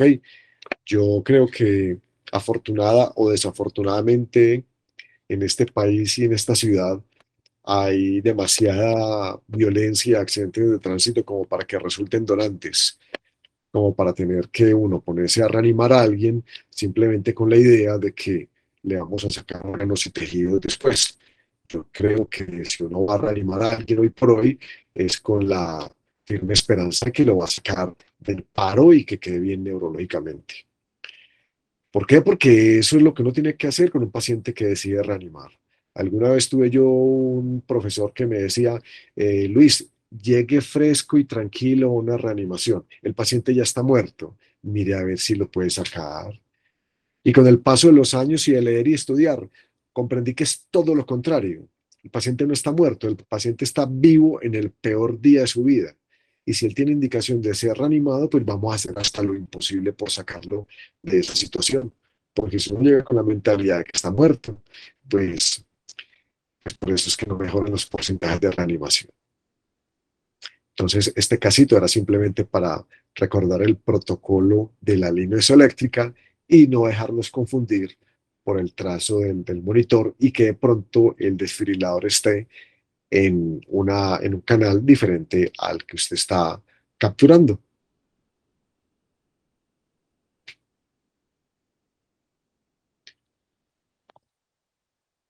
¿Tienes de pronto alguna pregunta, alguna inquietud, alguna observación? Excelente el aporte del Androleno, muchísimas gracias. Como les decía, jamás he visto un paciente con hipertermia. Me queda la tarea porque sí la voy a buscar, lo de la dosis de la adrenalina cuando el paciente está en una reanimación por intoxicación de anestésicos locales. Siempre nos han dicho aumente la frecuencia y la dosis, pero yo no he encontrado personalmente a cuánto debe ser aumentar la dosis, porque siempre se nos ha dicho que no pongamos megadosis, pero me queda esa tarea. Se las voy a buscar y se las mando. ¿Algún comentario que tengan? ¿Alguna pregunta?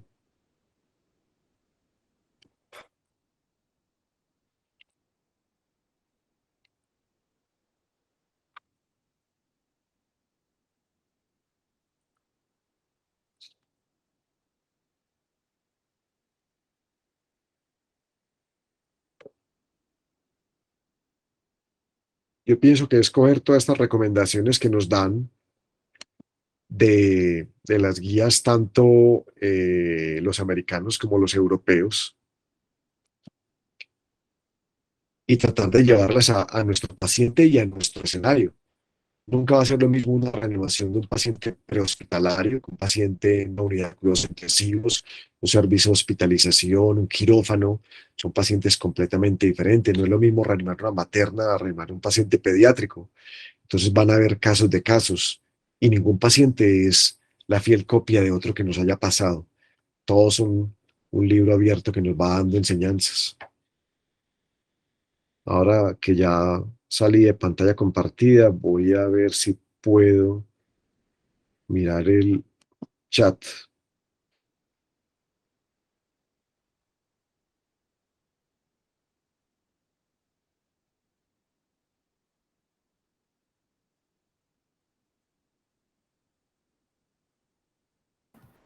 Bueno, espero que les haya gustado este rato en donde refrescamos algunos conceptos de reanimación.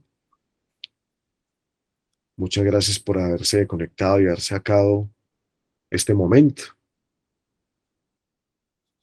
Muchas gracias y a todos, después de que respondan el quiz de 5 preguntas, les haremos llegar el certificado del día de mañana ya a sus correos electrónicos.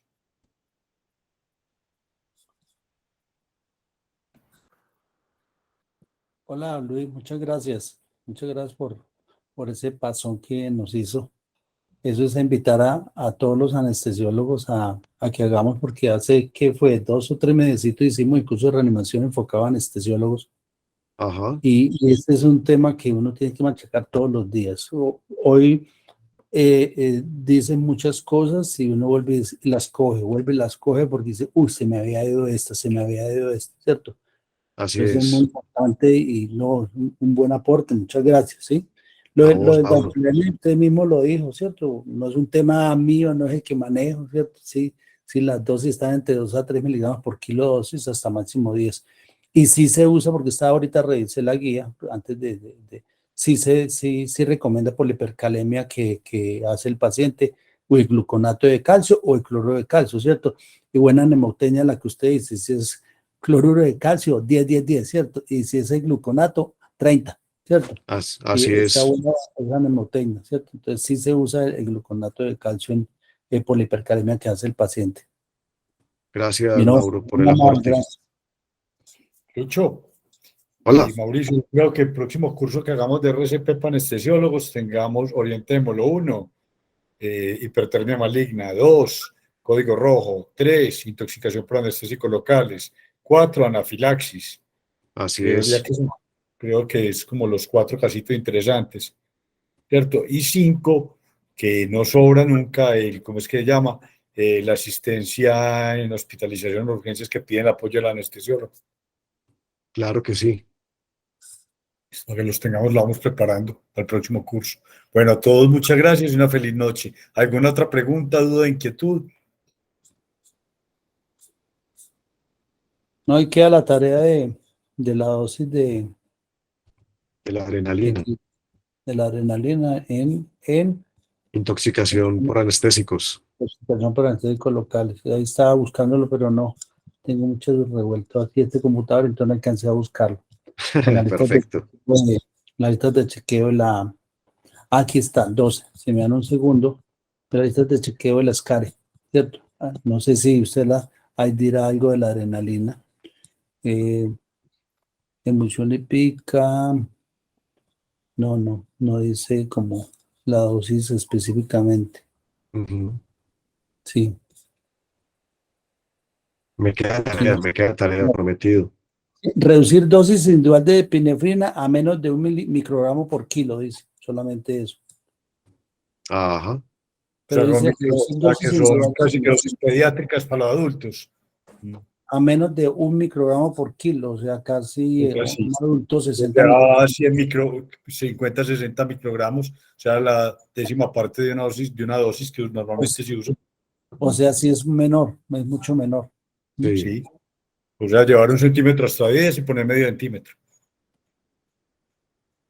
Sí, o sea, como los que hablan de adrenalina pesada y adrenalina liviana, ¿no?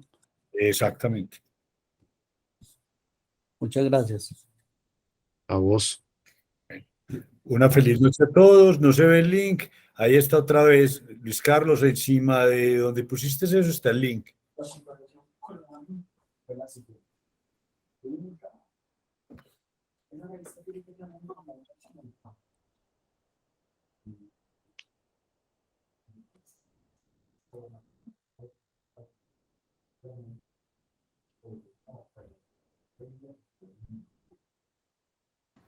Bueno, a todos una feliz noche y muchas gracias. Gracias, Lucho. Con todo gusto. Gracias a ustedes por haberme invitado.